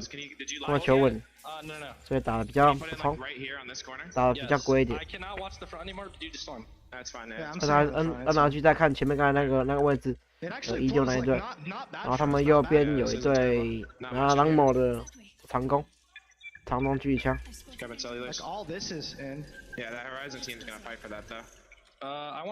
我们看到好像有人，我看到有人了，在拿那个狼某的长弓。我 NRG 他们有拿那个电能步枪，这也是比较好。看那个玩到那个。哦，16那队出来了，16那队出来了，被压着打。差点被压着打，他们差点被压着打。NRG 没冲，他们在等圈，他们在等剩1分30秒。16那一队啊，已经要进圈了，16那队已经进圈。看冷静一点，那个枪不要抖成这样。看，观众晚上好。那我的 RT YouTube 没办法播，你可以直接到我的 YouTube 看直播。我现在在演那个，我要假装是主持人，我要练习一下。现在画面可以那个 SET 对。然后他们被开大，他们一起打到俄莱神大招。他们位置现在在桥上，有一次在桥下，不过他们位置非常好。不过他们因为要40秒就要缩圈，所以他们现在往前面走，要把前面那只吃掉，要把前面那只吃了。所以他还有队友，他没办法抓，所以只能放他们走。ESA 和那个再跟他们消耗。ESA 现在位置很好，他现在抢先在3队的前面，然后他用瓦基飞上来，让他前面2个人。哦 ，NRG 这队又要干什么了？哇，一打3，我操，太厉害了 ！NRG 过1秒就又杀了一队，真的很厉害。这个操作太美丽，太强了。哦，现在那个 ESA 跟对上那个 XAE 这个3队，我再打，我操！完蛋！已经缩圈，他们一边打一边还要进圈，完蛋！ ESA 被那个另外一队拿之bomb杀掉，真是可惜。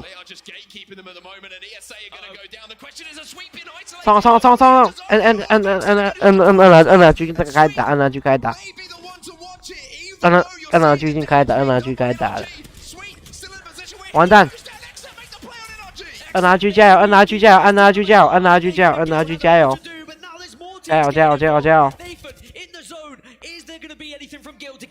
！NRG 已经倒，已经死一次 ，NRG 死一次 ，NRG 状态很差 ，XSET 那一队只剩1个人，他状态很好。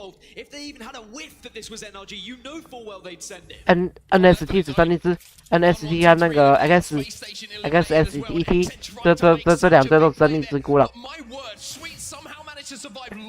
好，NRG 位置很烂，过1分19秒就要缩圈，一起补状态。NRG 死了一个队友，只在圈外，没办法救不回来。他们想要尝试推掉刚才那个杀他队友的头人 ，XSET 那一队。他们现在冲过去的。他队友华生被自bomb电爆。他发现他冲的时候，发现在石头右边。现在再来看别的视角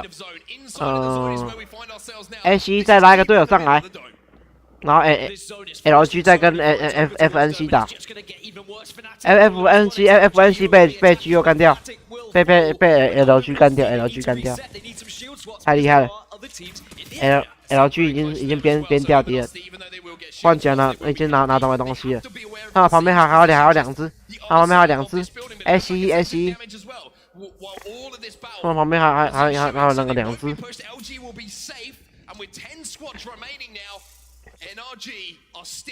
LG 在那个回补状态，他们状态回得非常快。他们刚才顺势干掉另外一队，打得非常好。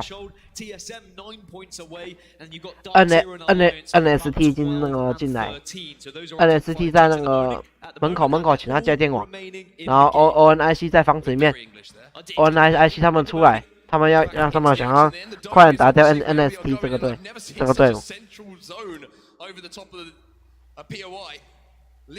好 ，NRG 在那个毒圈外面再要进去，再要绕进去。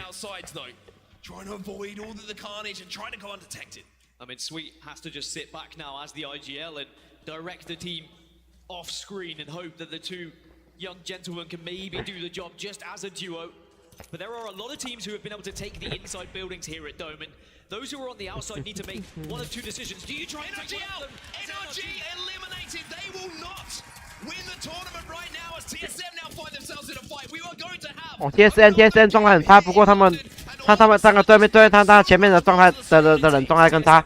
3只都上一滴血，3只都上一滴血，3只都上一滴血，打一次，打两次。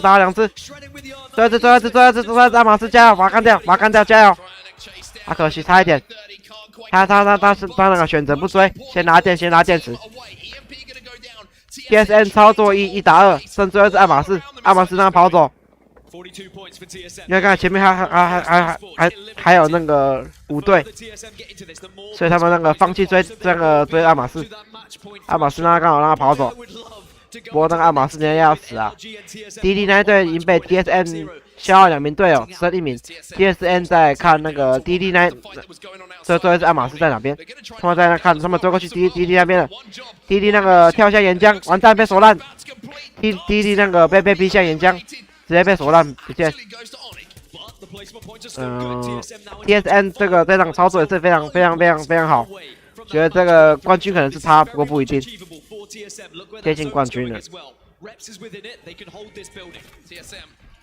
现在 Yuki 这一队没办法，他快撑不住，这一滴血被包起来，然后最后一只剩最那个 L 剩最后一只 L 剩最后一只，再拉那个再拉那个凤凰。哦 ，TSM 再推另外一队 ，TSM 要推另外一队 ，TSM 再推另外一队。 TSM 在那个在找破口，没把他干掉。上面躲在上面的人已经被干掉。哦 ，TSM 选择站高点，他现在位置非常好，非常有优势。他们只要打5慢慢打，这样就已经赢。他们站高点很好，不过他们前面还有人。 我 TSM 虽然被那个打一只，可是他还是勇往直前冲过去。他冲过去跟他一个队友，他把一个队友打掉。我 TSM 这个操作非常好，非常美丽。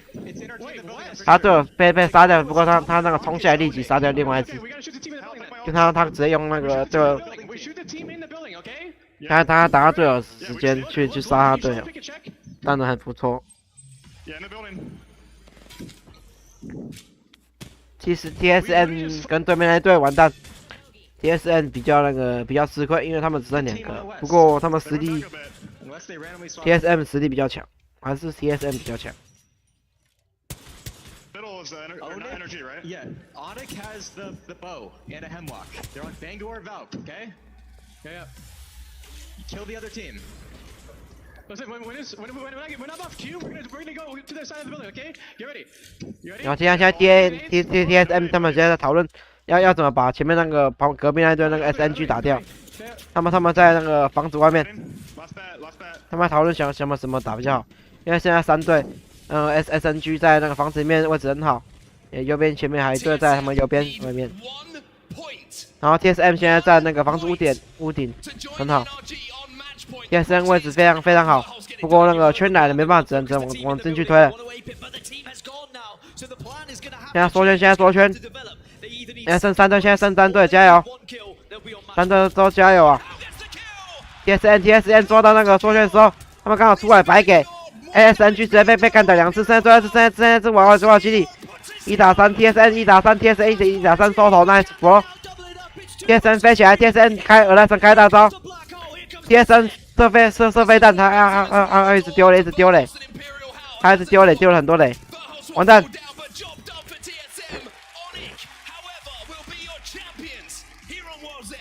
完蛋 ！TSM 因为缩圈的关系，他们往前冲，奋力往前冲，结果还是被这一队黄色队友打掉，非常可惜，非常可惜，真的非常痛心，他们失败，他们被打死。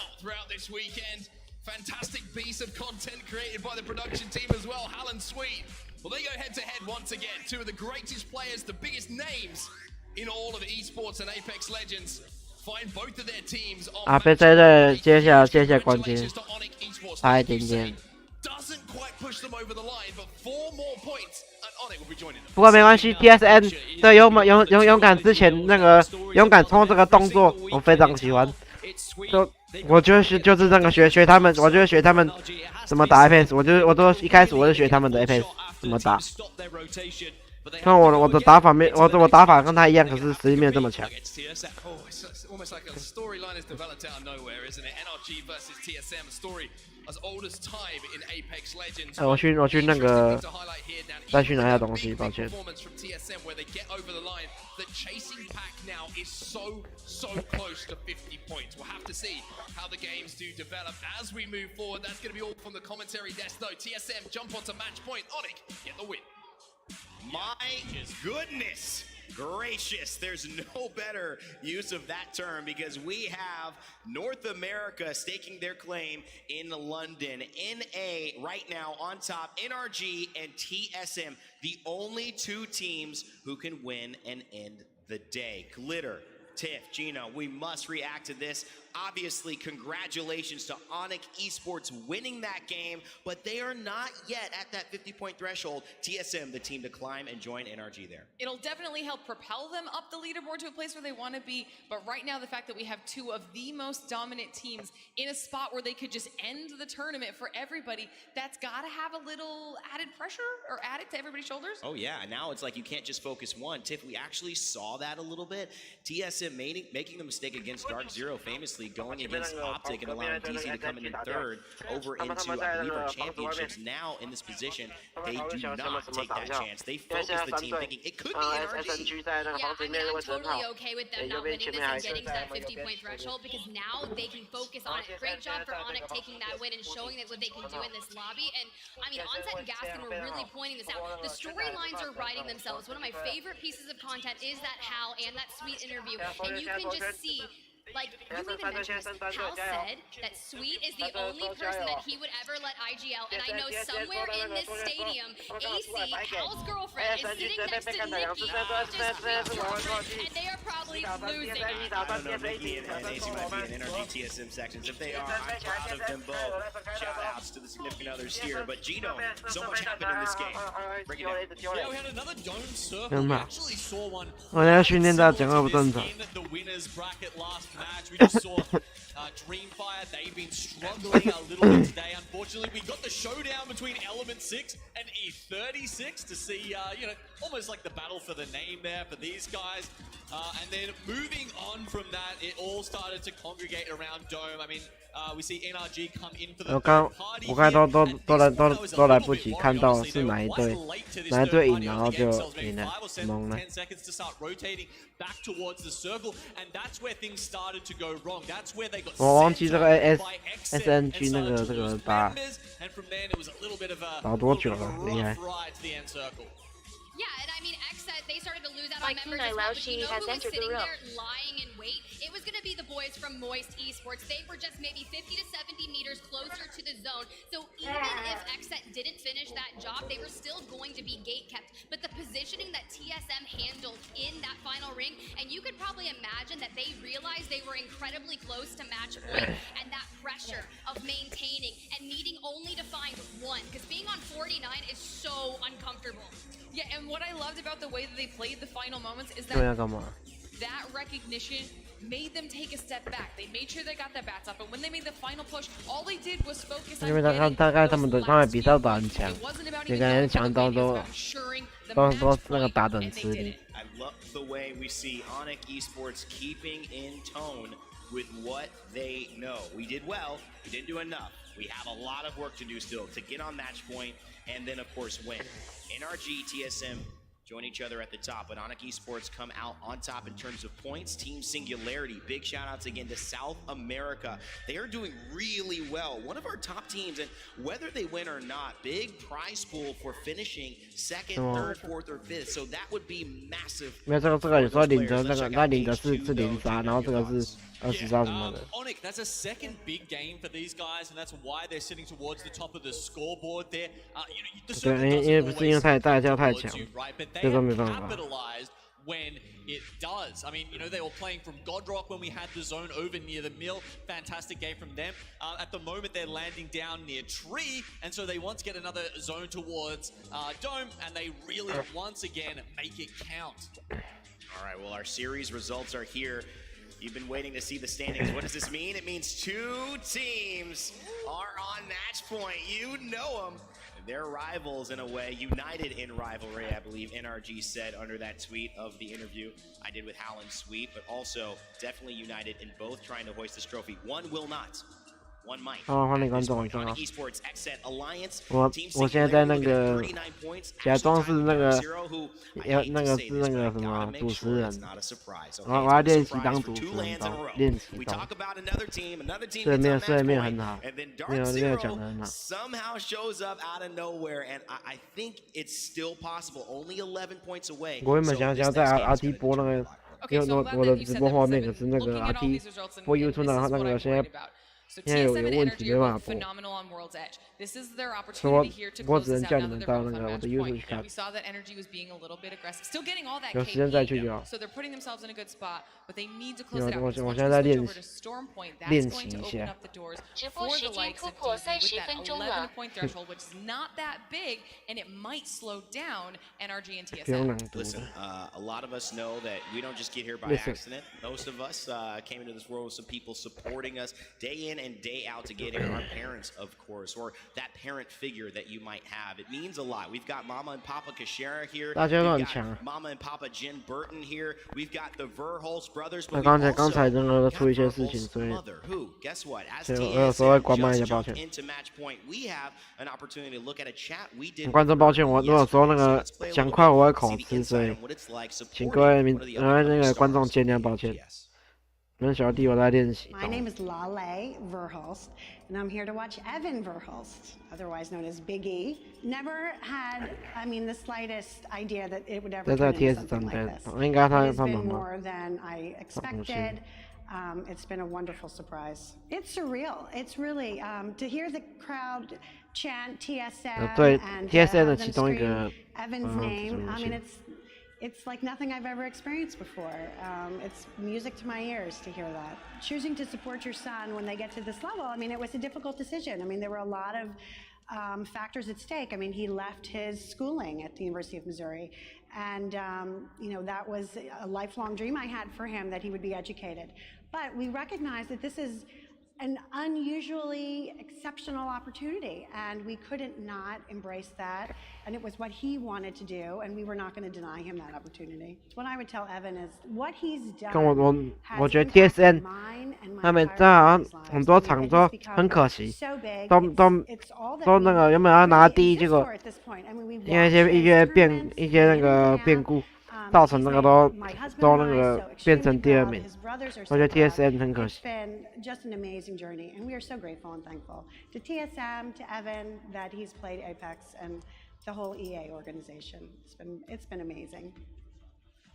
不过我认知 TSM 这样算很厉害，能撑到第二前二。 There's emotion when it comes to talking about the ones you love. I know that my parents have supported me throughout this process, throughout my other career, day in and day out. There's nothing like a support that comes from a loved one.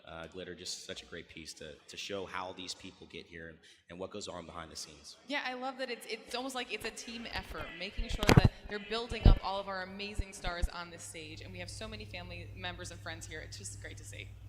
Beautiful, beautiful opportunities to get to know the community, especially at LAN. But guess what? we have to switch gears because somebody like TSM and NRG could win the championship of our playoffs right now. Let's get in the game and see if they can do it as we head up to our casters, Fallout and Vicky Kitty. Thank you so much, Ray Day. That is right. TSM hits match point. Ladies and gentlemen, give it up for TSM.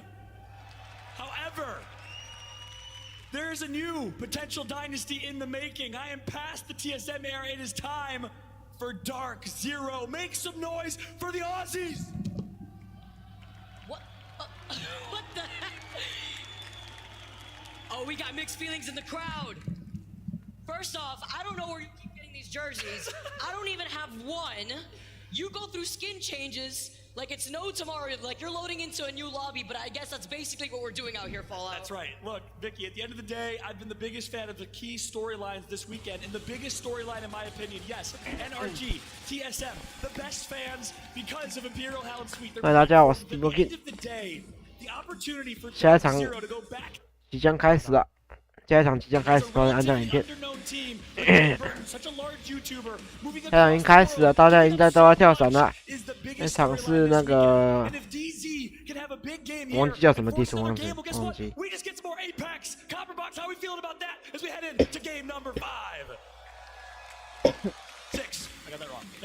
Hey, yeah, game number 6. I mean, the thing is that it's been such insane action, especially that last game, Onyx coming out on top. Moving in to our next game, it's still going to be World's Edge. The next game will be Storm Point, and we talk about the transitions between both of these maps, the consistency that our teams are going to have, and with TSM and NRG being at match point. I mean, Fallout, the script just writes itself at this point. It absolutely does. And look, yeah, a lot of Dark Zero love trying to manifest. 发现那个我的天气比较冷，所以那个时候那个快咳，抱歉。 You can't deny NRG and TSM statistically speaking this weekend. NRG, number 1. Most average total points per game at 8.63 points a game. Most total average kills. They have been dominating in the statistical category. They have been playing unreal. Sweet Dreams is trying to silence every single critic. And even he acknowledged it doesn't count until I win on land. We'll look at this opportunity. 这一场跟上场跳差不多一样的位置哦，都全部等着全部都跳一样的位置。 Opportunity to close this one out, but guess what?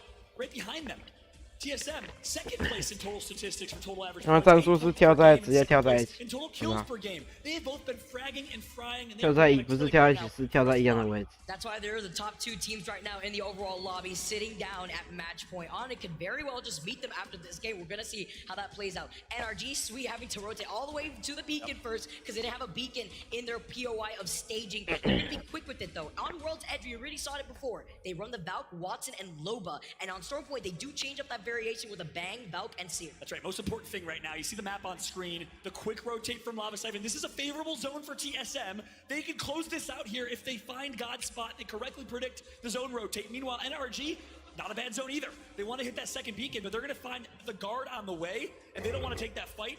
Now there's the guard. They want to both rotate early, live to fight another day. So it looks like NRG is going to ignore that beacon and will just take an early rotation with the info that they have, obviously, rather than waiting for the zone to close. So instead, NRG makes the rotate through. Can we talk about how quick a lot of these teams have already been with it just to get into this next zone? I mean, there is that beacon in the middle of Lava Siphon, like we saw TSM already get that scan, already start their rotate, but EXO, GO, Moist playing on the edge, NRG already in the middle of the rotate. Alliance is going to start rotating soon, leaving Thermal. They're going to have that beacon there too. And let's tune into the guard who already get the crack over here in Harvester.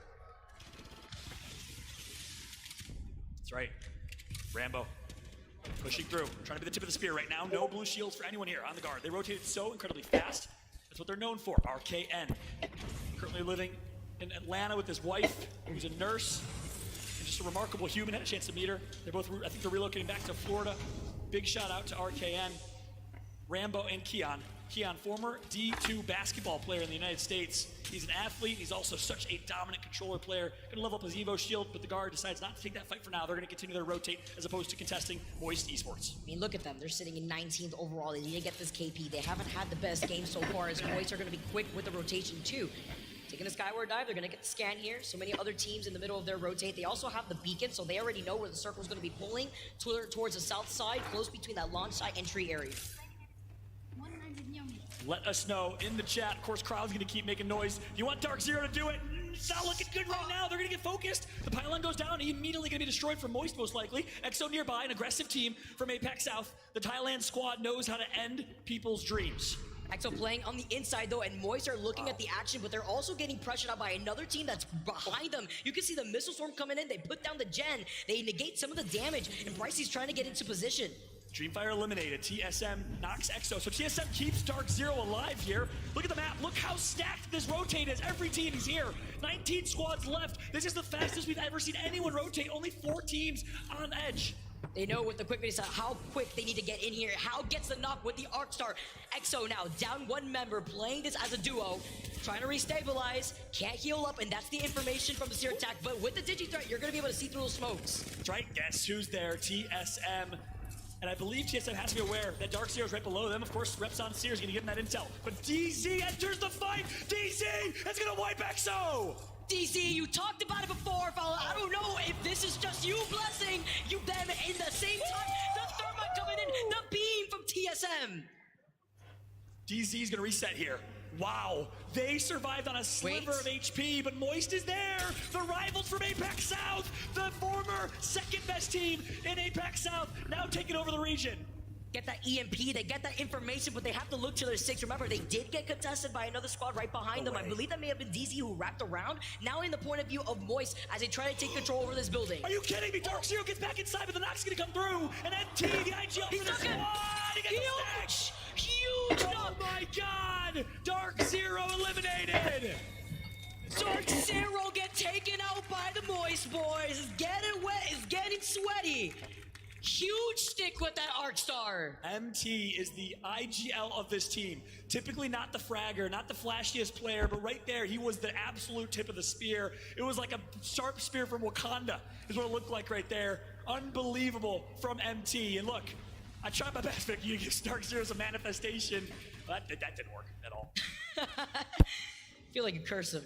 Don't say that, no! Gotta say how it is. TSM, though they backed up, because remember, they were participating in that fight from beyond. Yeah. They're now inside that next building, neighboring Moist. They've taken control of that second floor. You see Verhulst taking some shots with Reps and Hal making sure that Moist isn't gonna try to push in on them. Reps is getting that information. Yeah, and I just want to analytically kind of break down a little bit what we saw right there. I mean, Dark Zero was just in such a bad position. I'm surprised they survived that long. They're on low ground. They're able to somehow survive, come in, wipe EXO, avoid the TSM third party, and then immediately work back in the house as they recognized TSM was going to back out and take another location. But ultimately, Moist was the unfortunate rain on their parade as we got Moist right here, right now. And actually, it'd be interesting to jump into a listen with Moist Esports. Let's take a listen. Yeah, I got one. Where is it? Where is it? Yeah. Got it. I've got no bats, no bats. 1 bat. 10-2, I can drop you one. Yeah. Coming back to you now. Drop me 2 cells. Alrighty, go. Yeah. Was that...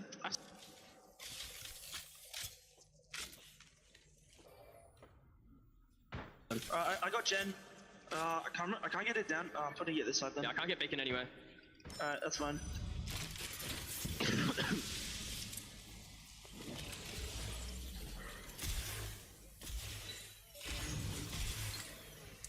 Just a quick little listen into them pretty much looting at that point because they already hit their rotate. They're just going to be chilling. Both TSM and Moist have great positioning and just going to poke each other with some Seer Qs here. Moist under some duress, but should be just fine with that Watson. Love the comms too. Wondering, hey, did you guys splack that purple weevil that was mine real quick? We've all been there in ranked, Right, you know? There's manners out here in That's Apex, right. and Fnatic doesn't care about them. They're chasing after another team right now. Charge Rifle beaming down another player, breaking that crypto. That's right. Fnatic in 14th with 22 points. This is what's so much fun about Match Point. There's always a team or 2 or 3 that can completely ruin the opportunity for Match Point squads to win. It was much worse before we had anonymous mode, obviously, in the game. Now that we do, it's hard for these teams to tell who's who, especially with a lot of repeat comps. That kind of very popular TSM comp of Valk, Seer, and Horizon might give them some disguise. It brings you back Yeah, the right. very final moments of champs. It was crazy. I mean, teams would intentionally int the Match Point team. A lot harder to do now, so a lot more competitive integrity that way. I think that was a really, really great change for Match Point. Obviously, this Match Point format is so unique, so much fun from an entertainment perspective. Provides so many different stories. Who can keep this story alive to go to Chapter 7? Instead, will TSM or NRG close this out in 6? For the players, it's about stamina here too, staying consistent. Nathan gets beamed from a distance. playing underneath tree here. Again, just to remind anybody just tuning in, NRG and TSM are sitting at match point. With NRG running their World's Edge comp currently, they're looking to sit in final circle positioning, but they don't want to stop their momentum. That's what we saw in the last game. They still want to play on top of their game. They still want to rack up the KP. They still want to keep their points. That's right. Taking a quick scan around some of the other teams left in this lobby. 12th place right now is Fun 123. Former AD Raccoon, top 3 team in APAC North. Obli and Karanpu. Picking up Sangjun. Great shields right now for them. We'll see if they can find a way to break through. 30 points overall, they need 20. As we're taking a quick scan around some of the rest of the teams remaining in this lobby right now. The Guard in 19th, Exo Clan in 18th, Space Station in 17th, Element 6 in 16th. That's the bottom of the leaderboards. On the top, well, Onyx Esports. We have not talked about them, and we need to. The Boogie Boarders signed by Onyx just before this event. In 3rd place with 46, XSET with 43, Alliance with 41, as well as Dark Zero, who's eliminated from this lobby. Team Singularity, representing South America. And now once again, I'll say, Forza Brazil, what a show for the South Americans. Yeah, I love to see the South American scene rallying behind Singularity, giving them all their energy. I've been seeing it on social media, and I love how you also highlighted Onyx, because this is their opportunity to also be sitting at match point, to sit alongside TSM and NRG. As we actually take a look at the overhead of Onyx inside of this building, 3 squads in this vicinity. We'll let the stage set here as we get ready for this late game. Tension so tight, so intense. 17 squads remain. Can you imagine the pressure, the moment? Mandy gonna get tagged up, just a little tickle of a seer Q here, as Alliance is gonna be well positioned for now. We'll jump on board with them as we take a look back at Harvester. This is our edge teams. Fun, rotating for Thermal Station. This is huge right now. If they take out XSET, that's one of our match point contending teams. That means it's more likely for our 2 teams to win, and NRG and TSM. Going in here, though, they still have one white evil shield. As XSET have the health advantage. They're trying to gatekeep them, but they're getting shot from behind. They have to look for the 3rd party that they're going to inevitably beat once they start their rotation. Right. Fun with the information, though. They send out the seer ult. You can currently see they're trying to chase down these players who manage to go onto the low ground. And I love that. They're immediately aiming down sights to try and beam Obli, but the head glitch is there. Nice job from Obli using line of sight. He's going to melt, doesn't get his crack, but they're taking so much storm damage right now, Viggy. They're just going to reset. They have time. The storm is not ticking for a lot. And XSET will continue to gatekeep, but E36 is there. Fun's peers from APAC North might come save them. That's the third party.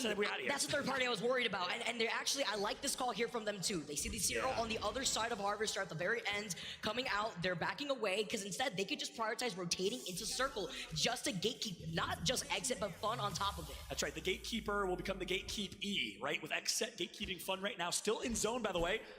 E36 is going to try and do the same potentially. XSET's going to back out 1 level further. They know they can't play this too hard because they will be stuck from zone. They know they have to prioritize rotate, but they also know that Fun is breathing down their backs.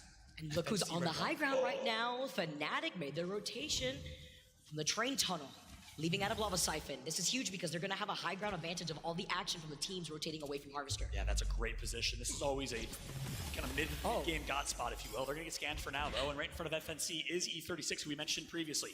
This is basically a 4-course meal of APAC North dishes. We got some sushi. We got a couple of different entrees coming because we got Fnatic from Japan. We got E36 and Fun from Korea. And then, of course, XSET, the Americans, trying to join in and see if they can be the last team alive. Fnatic are getting griefed by charge rifles from left to right. I mean, right now they're just trying to make sure where the other teams are. You can see them just trying to aim down their sight. Ooh, get some information though. The nades are getting sent down as Alliance. Boy. Take care of Shady. That's huge. 1 match point contender takes out a member of another with a knock. Fussy, Rocky, team of 2. Last 2 alive. Does Alliance decide to take their numbers here? The Seer ult is there. They're going to run out of it, but they are scanned. Wait for the scan to dissipate. Here comes the push. Alliance trying to step on the gas pedal. They're going to get some damage off the rip. Look at the patience here from Onyx. And Alliance wisely decides to back out. Here's why. You might be wondering, these teams, are they nervous? Why are they not taking these fights? No. Alliance, XSET are both on match point, or sorry, close to match point. They know they just have to make late game, and they'll get there with placement points. They don't need the kills. There's no reason to play ultra kill hungry and aggressive. I like these calls coming through from Alliance and XSET.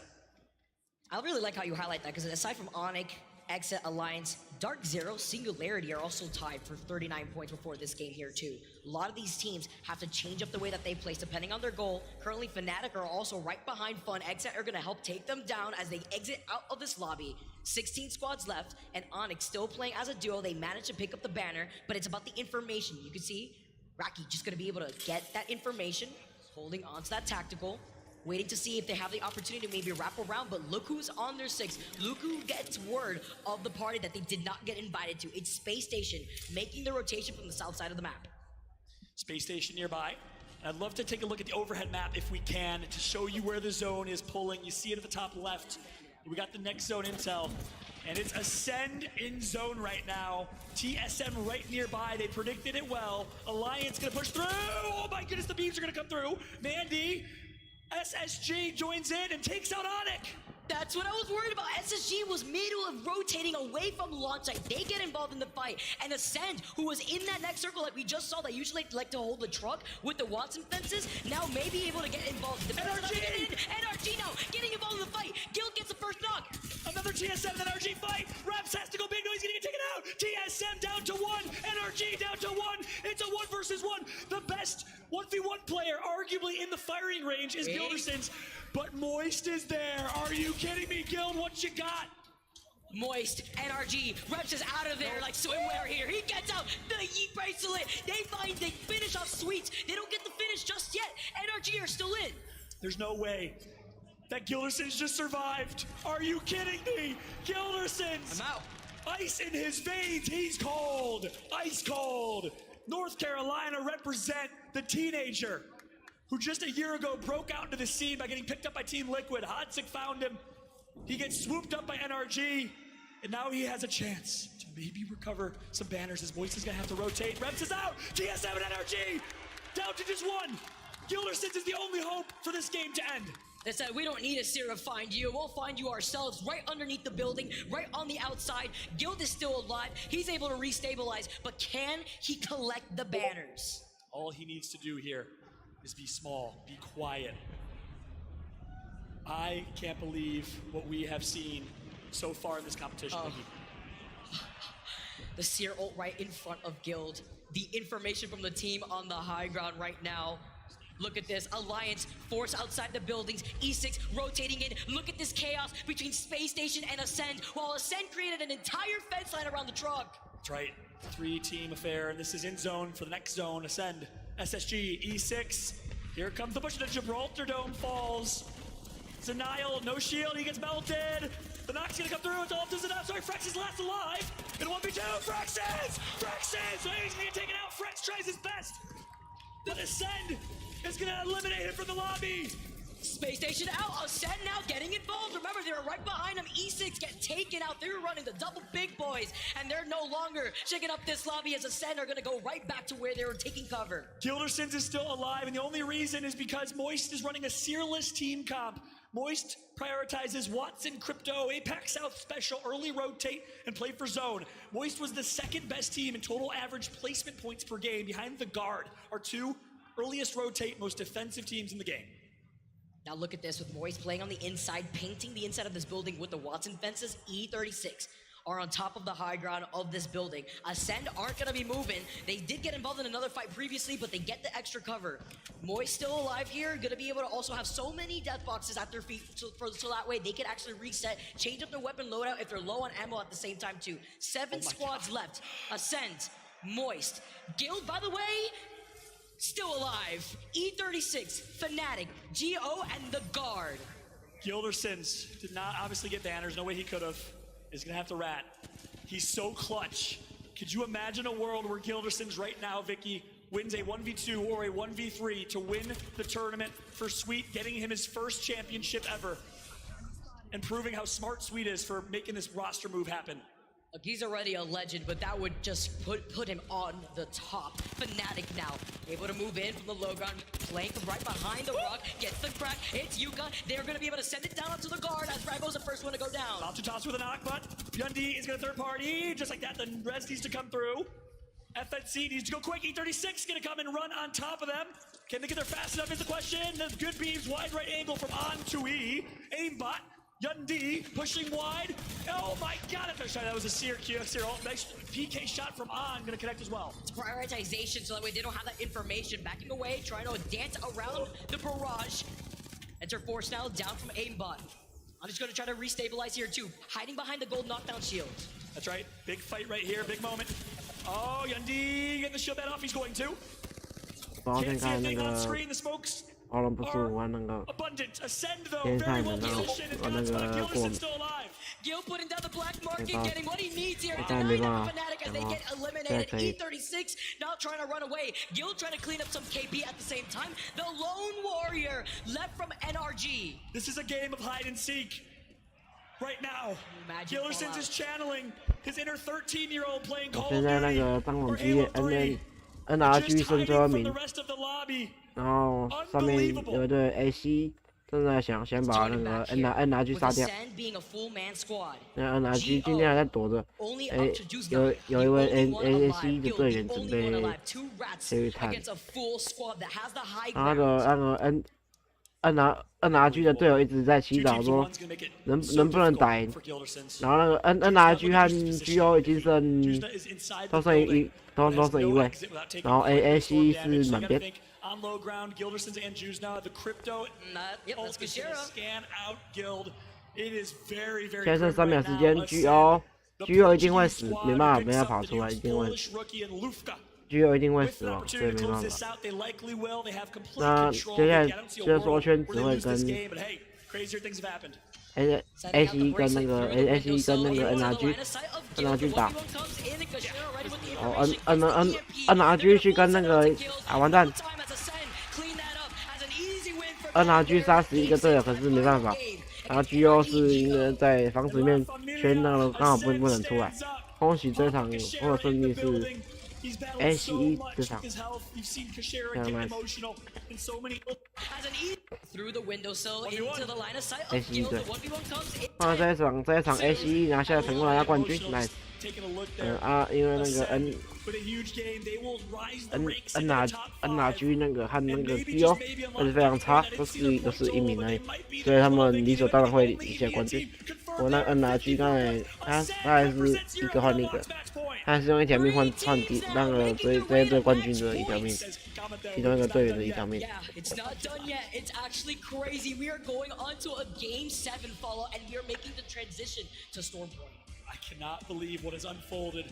We get another game, 7 games here. Will we get more? Is the question. 不知道他打几场才会有那个冠军，我也不知道。 Close it out in 7. I cannot wait for this next game on Stormpoint. But before then, we gotta throw it down to the desk. Rain Day, Glitter, Tiff, Genome, take it away. How about a send? We saw the fans screaming. I saw Mama Papa Kashira up there making some noise. LFG, I'm not going to say it on broadcast. No. It's family friendly right here. But you can kind of understand the sentiment. Glitter, Ascend, the EMEA hometown heroes, but also the amazing support, the family dynamic, and the story of Kashira and his parents, his father specifically. It is now a possibility they are on match point. I mean, talk about a comeback too, because we were so focused on NRG and TSM seeing what they could do on World's Edge that we weren't even really too focused on the teams below. The massive performance for Ascend, and what I love about this now, we're back to switching the maps over again. We're going to Stormpoint. This is a massive win for Ascend because they're very strong in this map. Tiff. I mean, look, this is what we were talking about this morning. Production was like, hey, yo, we need your picks. And I was like, this is where we think it's going to go. We want to see 7 to 8 games. And if that happens, we're going to Stormpoint. So we picked the teams that were going to be better on Stormpoint historically, right? All right. Gino, talk us through this game here. Yeah, look, EXO Clan have been struggling. They've had a couple of early game exits so far. We also saw another bit of Apex South action there with Moist taking out DZ early and hurting their chances of reaching match point. A couple of those teams now sitting up there in the 40s. Onyx, they were at 46, got no points. And as a result, it was only Ascend that now moves up to that match point eligible status. Wow, just an incredible showcase too. Alliance having some moments. They're one of our teams that are slowly closing in on match point, and big moments from TSM that almost went their way. Yeah, so I was talking through with this Monsoon, and he was like, you know, TSM is going to be in one of the best positions along with NRG in that underneath the center tree. And he said as soon as that ring started to pull back, that they would have to move to the building that TSM was already inhabiting, which is exactly what you saw NRG do. And unfortunately, things just went completely south. They're starting inting on each other, and then Ascend assumes that amazing position. They have the Watson, they can fence it off, and honestly, I saw Lufka, who was kind of just keeping an eye on that. He was watching the fences, making sure, looking down below, but the fact that GO and Guild, hello Guild, ratting it out in a Seer meta, let's go. The fact that he was able to get to top 3, if he would have clutched that, I don't know what I would have done. Listen, the smart man knows how to fight. A wise man knows what to say. So 现在恭喜这一队 AC 这一队非常厉害。不过是因为那个对方2只都是孤狼，所以那个不能说是那个幸运的，幸运刚好他们2个变孤狼，才拿下这一颗人头。刚才那个旁边那个什么 GOS 啊，对 GO 旁边那个位置，他刚才那个堵圈那个房子不能出去，所以他原本想要跑出去，可是还是被堵，他没有任何活动。Coming very, very close. They started strong. They have kind of fallen back off. But looking at Dark Zero, who are in 8th place right now, and you even look at the fact that XSET is a team on the other side of the things. When you take a series of results, you're going to see how close this is starting to get. With Game 7 very much approaching.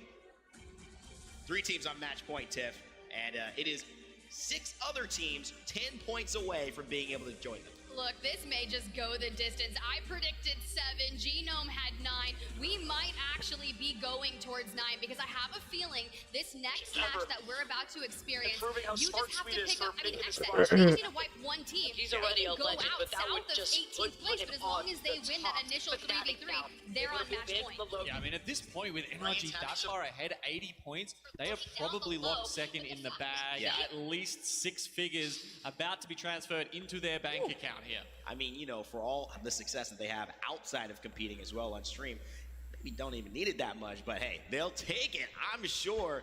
And of course, it will be very, very worth it. But they don't want second. I don't think they'll be happy with that. The money's one thing, Glitter, but they want to hoist the trophy. I'm glad you said that because we've mentioned it a few times over the weekend. There are only 2 teams that can claim the title of the championship here at LAN so far in this game. And NRG has come so close so many times. You don't always want to be the bridesmaid and never the bride. And to be so close in terms of I have the opportunity, I have the opportunity, I have the opportunity. How does that start to play on your mental? How many times can you go and almost make it happen and then not see it done? This is a crucial game for all the teams on match point, and you know the players have to step up to make it happen. So if you're seeing a player make some incredible plays, if you're noticing that these 3 teams have had a standout start to you, you can vote for our ALGS MVP powered by Monster Energy. Use the hashtag and then the player's name right behind it on Twitter or on Twitch. Let us know who you think is going to be the Monster MVP for today. Also, we always take time to celebrate the common elements of the game that makes Apex so special and so difficult to master but easy to pick up, which is why for our segment here, we're going to take a look at WD Black's What's in Your Pack. Today, I want to talk about the Golden Knockdown Shield, Tiff. It has played a role in not only today, but a big part of Apex games in general. Yeah, it's been one of the most critically valued items. You can see you revive squad mates with bonus shields and health, but there's a lot of different scenarios that we have gotten to witness it in so far here at the Split 1 playoffs. One of my favorites right here, NRG. This was the circle we were talking about because we thought we were going to get a recreation of it here in this series. The fact is they were able to utilize the bracelet on the Loba, go back and forth and shoot the reses, but one of my favorite moments, Glitter, was when we were casting up there the other day. Yeah. It was going to be Gio, Gombre. The way they utilized that, it was the most impeccable thing. Yeah, this is it right here. Newcastle at the moment is passive retrieve the wounded. It gives you 750 damage. That is actually a lot. You need a full team focusing that down to punch through that knockdown shield. And with the ability to move your teammates around while you are reviving them, it makes it incredibly impactful on top of the fact that you get that extra health and shield back when rezzed. Really smart play there. Dropped the shield, gave it to his teammate at low health, knowing he was going down, so that he could pick him up without having to use a medkit, shield batteries, Glitter. Those are just the intricacies that make pro play so fun. why we're at the level that we are at here. And I'm glad that you caught that while we were casting too, because it was literally a split second. There was barely enough time to drop that shield, and it changed their entire outcome of that game for them. Well, big shout outs to WD Black. That's been What's in Your Pack. What do you have to say? I mean, those watching at home, are you hype? Are you ready? Those in the crowd, you guys hype? Are you ready? I'm ready. I'm ready. I'm ready. You know, this is one of those moments that it just starts to build, because now we're having Game 7 approaching. Will we get a win? We've got some predictions, but somebody's going to have to not get given this opportunity. They will have to take it. Coming up next, Game 8 here in London to see if we get a winner or if we go one more time.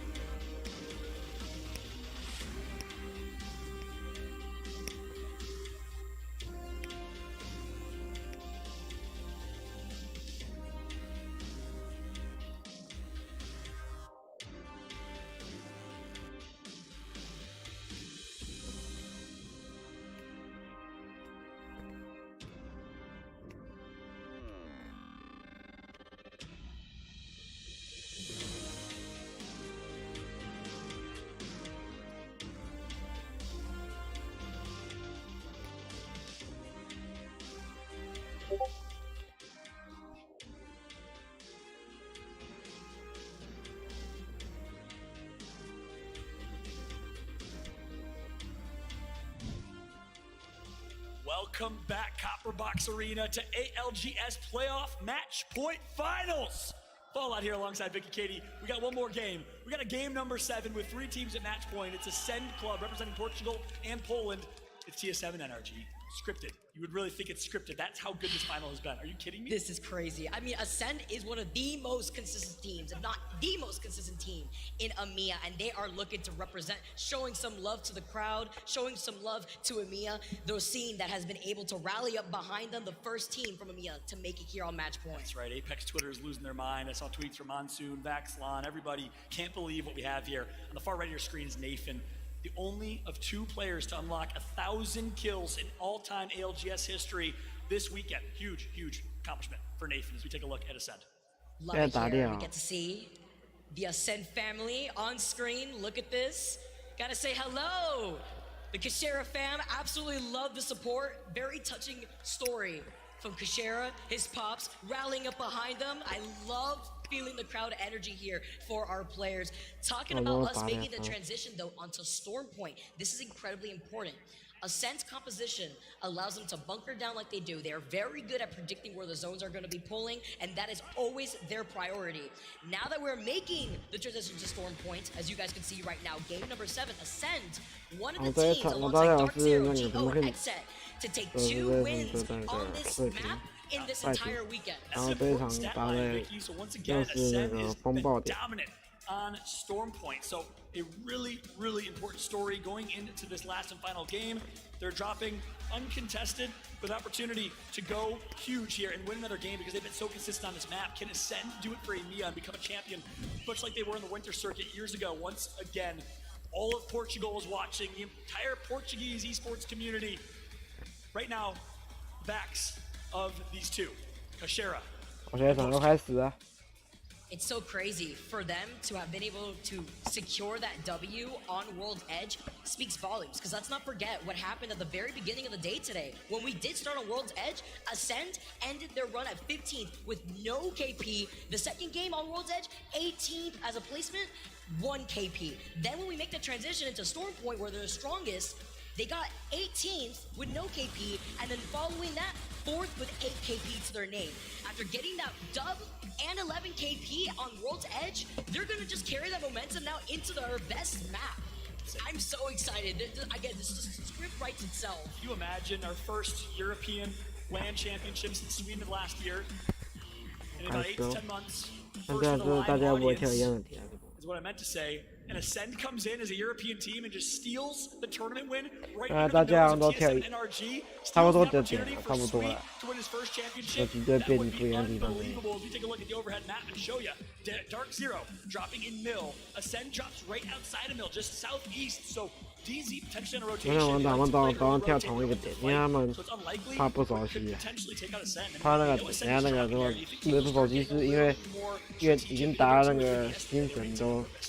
We could see it. I mean, remember Fun also with their quick rotation on the gravity cannon to try to cut off the guard when this is a team that also likes to quickly rotate. And as we can see where the circle is going to be taking us, Ascend, looting exactly what you're talking about. They're POI, north of Cenote Caves. They're going to be able to get that information. But the one thing that they're missing, they don't have beacon information in that building off to the right of Post-Kill. Kashera is trying to get into position to maybe try to scan a beacon. If there is a beacon close to the mill, as you can see, Dark Zero is going to be looting that POI. That's right. 那在这场我可能看了一半，我可能要先关台，因为等下，我等下还要去那个去忙别的事情，所以我等下这一场讲一半，我讲到一半可能会直接关。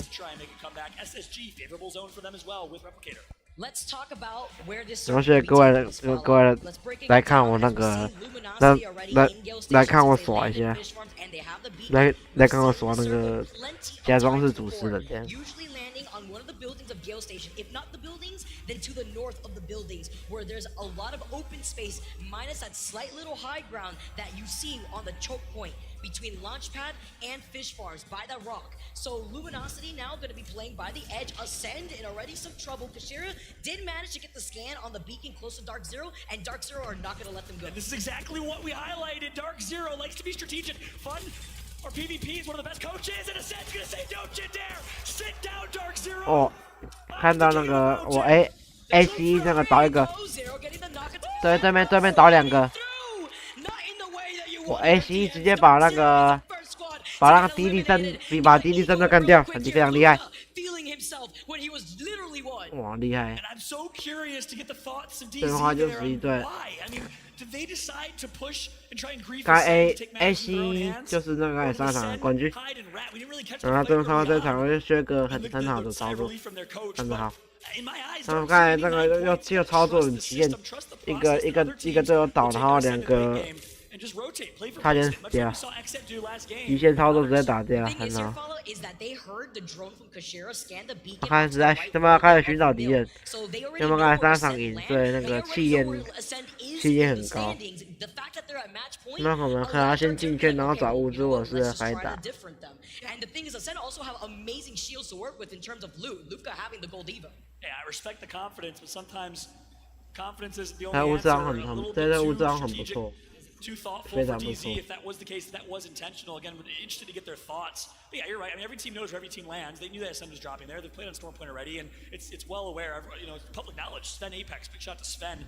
他们直接快速都坐棺材车到那个地图的那个 If it's game 10 and there's 7 teams on match point, there's a likely chance that the game ends. Then yeah, and you're in 18th place. Then yeah, but if you're right there close to match point, no reason. Don't want to harp on it by any means. Kudos to Ascend for that 3v3. Lufka went huge. And also wasting no time to make this rotation. All 3 kills for Lufka, by the way. Look at the top. Absolutely, no, he went crazy. You saw him go for the slide from the rock. He was able to clean up the rest of Dark Zero, feeling himself, and that's the confidence that we like to see, especially from a team sitting at match point. They're also going to be able to not only quickly rotate with the Trident, but they're the only team underneath the beacon building. The beacon where this next circle is going to be going. We know the congested spot has already probably been in Gale Station, leaving out of Fish Farms, LG. They have that information. Onyx is probably going to join in on the fray too. Space Station usually land in Launchpad unless they want to try to gatekeep another team. In that choke point north of Launchpad, they'll also be the team that is going to inevitably meet themselves with the other teams that have the high ground by the choke point leading into Gale Station. Yeah.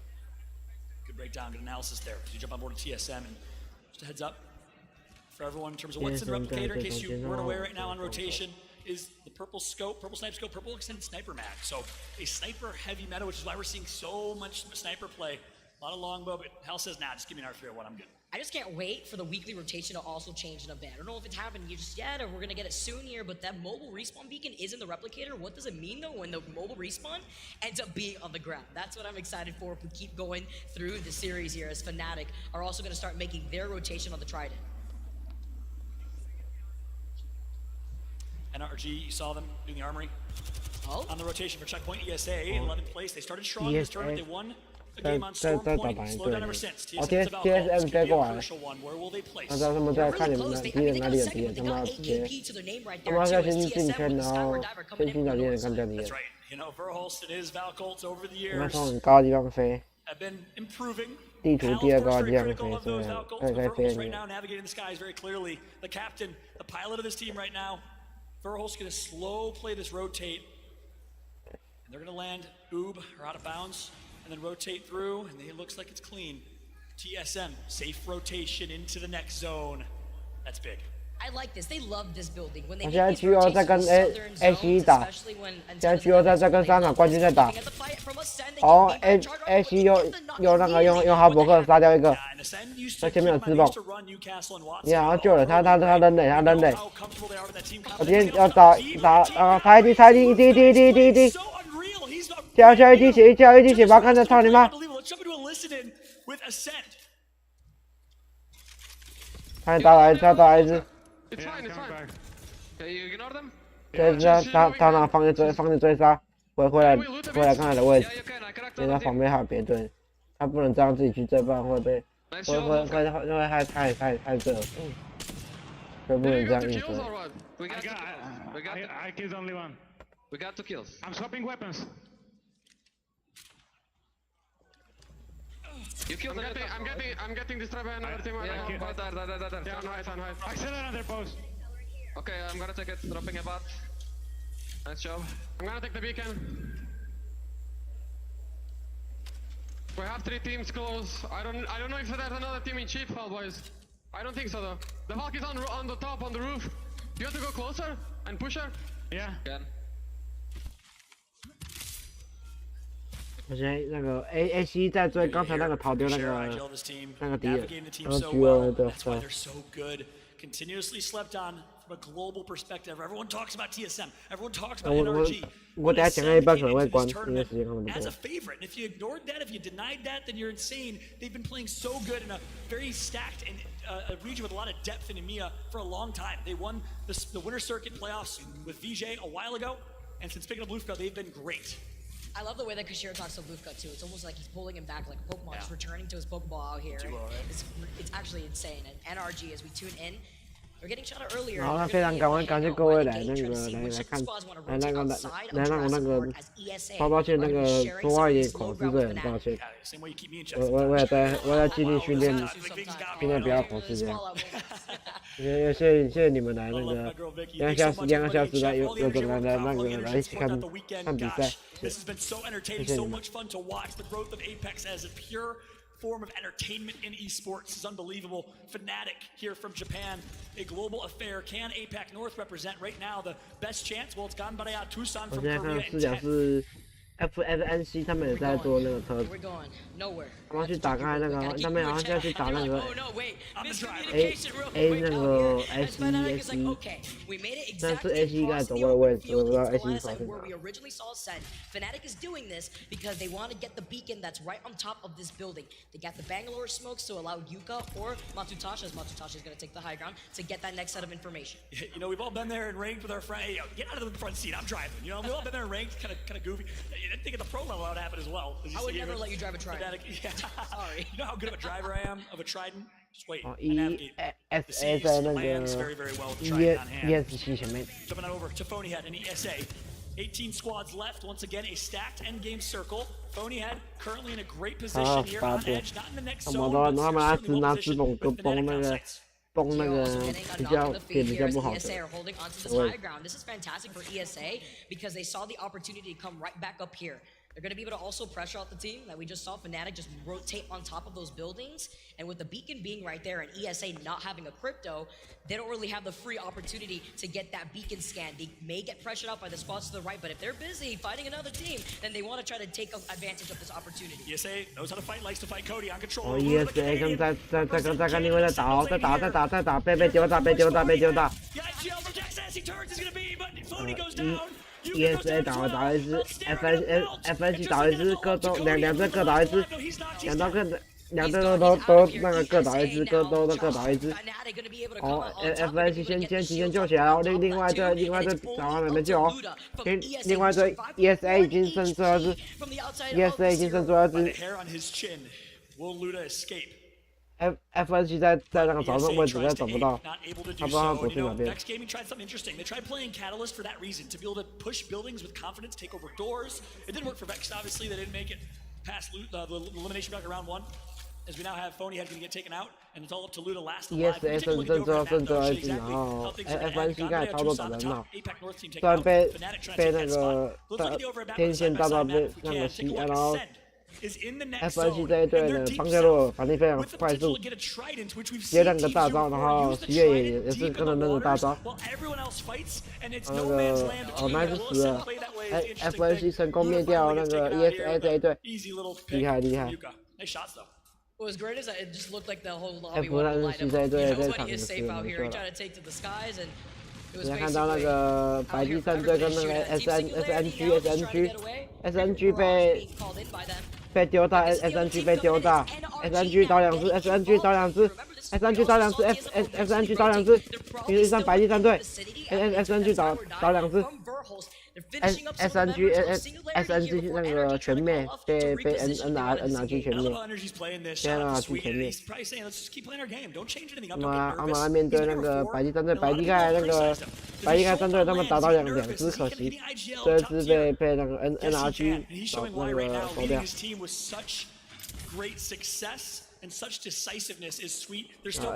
NRG 要是没有想要打的意思，他们只是想要偷打一下，看能不能黄队。他们最后选择先离开，然后不行不打。That's exactly what Raiden was saying. 他们在那个拟定那个策略。SSG are leading the way with huge points currently. NRG 跟那个 DF 在移动中，在移动。好像是白帝，然后丢大，然后白帝丢大，要挡掉 NRG 的那个位置，可是刚好没有挡到。我看一下，上丢大，我这个抱歉，刚刚没看清楚，是那个 NRG 开大，那个白帝队两队那个两只被炸弹打中。See that player on the high ground taking the gravity lift. NRG 冲了 ，NRG 冲了。哦 ，NRG 把好像其中是打残血，他们直接丢那个高炮嘞。白帝被打得很狼狈，他们在拉状态。NRG 那个炮枪完蛋。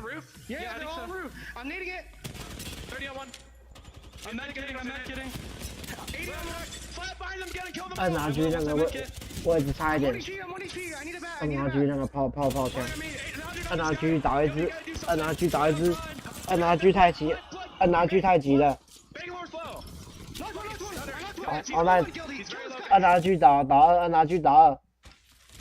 白帝剩最后一只，靠北完蛋，差点炮枪。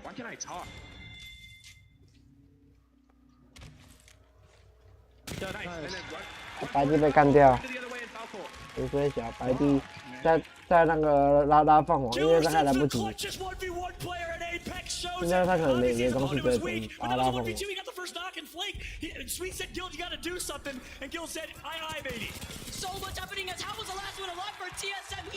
TSM 丢大，可是也是没办法，他们太多人被夹。bro, the circle's closing in. You have to find somewhere where you can go hang out by the edge. But so many other teams were so quick with the rotate. Now it's only up to Guild alone to survive. 这才是被那个 NRG 打赢，把白地差一点。好，那观众今天先到这边，谢谢你们的参与。我要先关台，各位下次见，拜拜。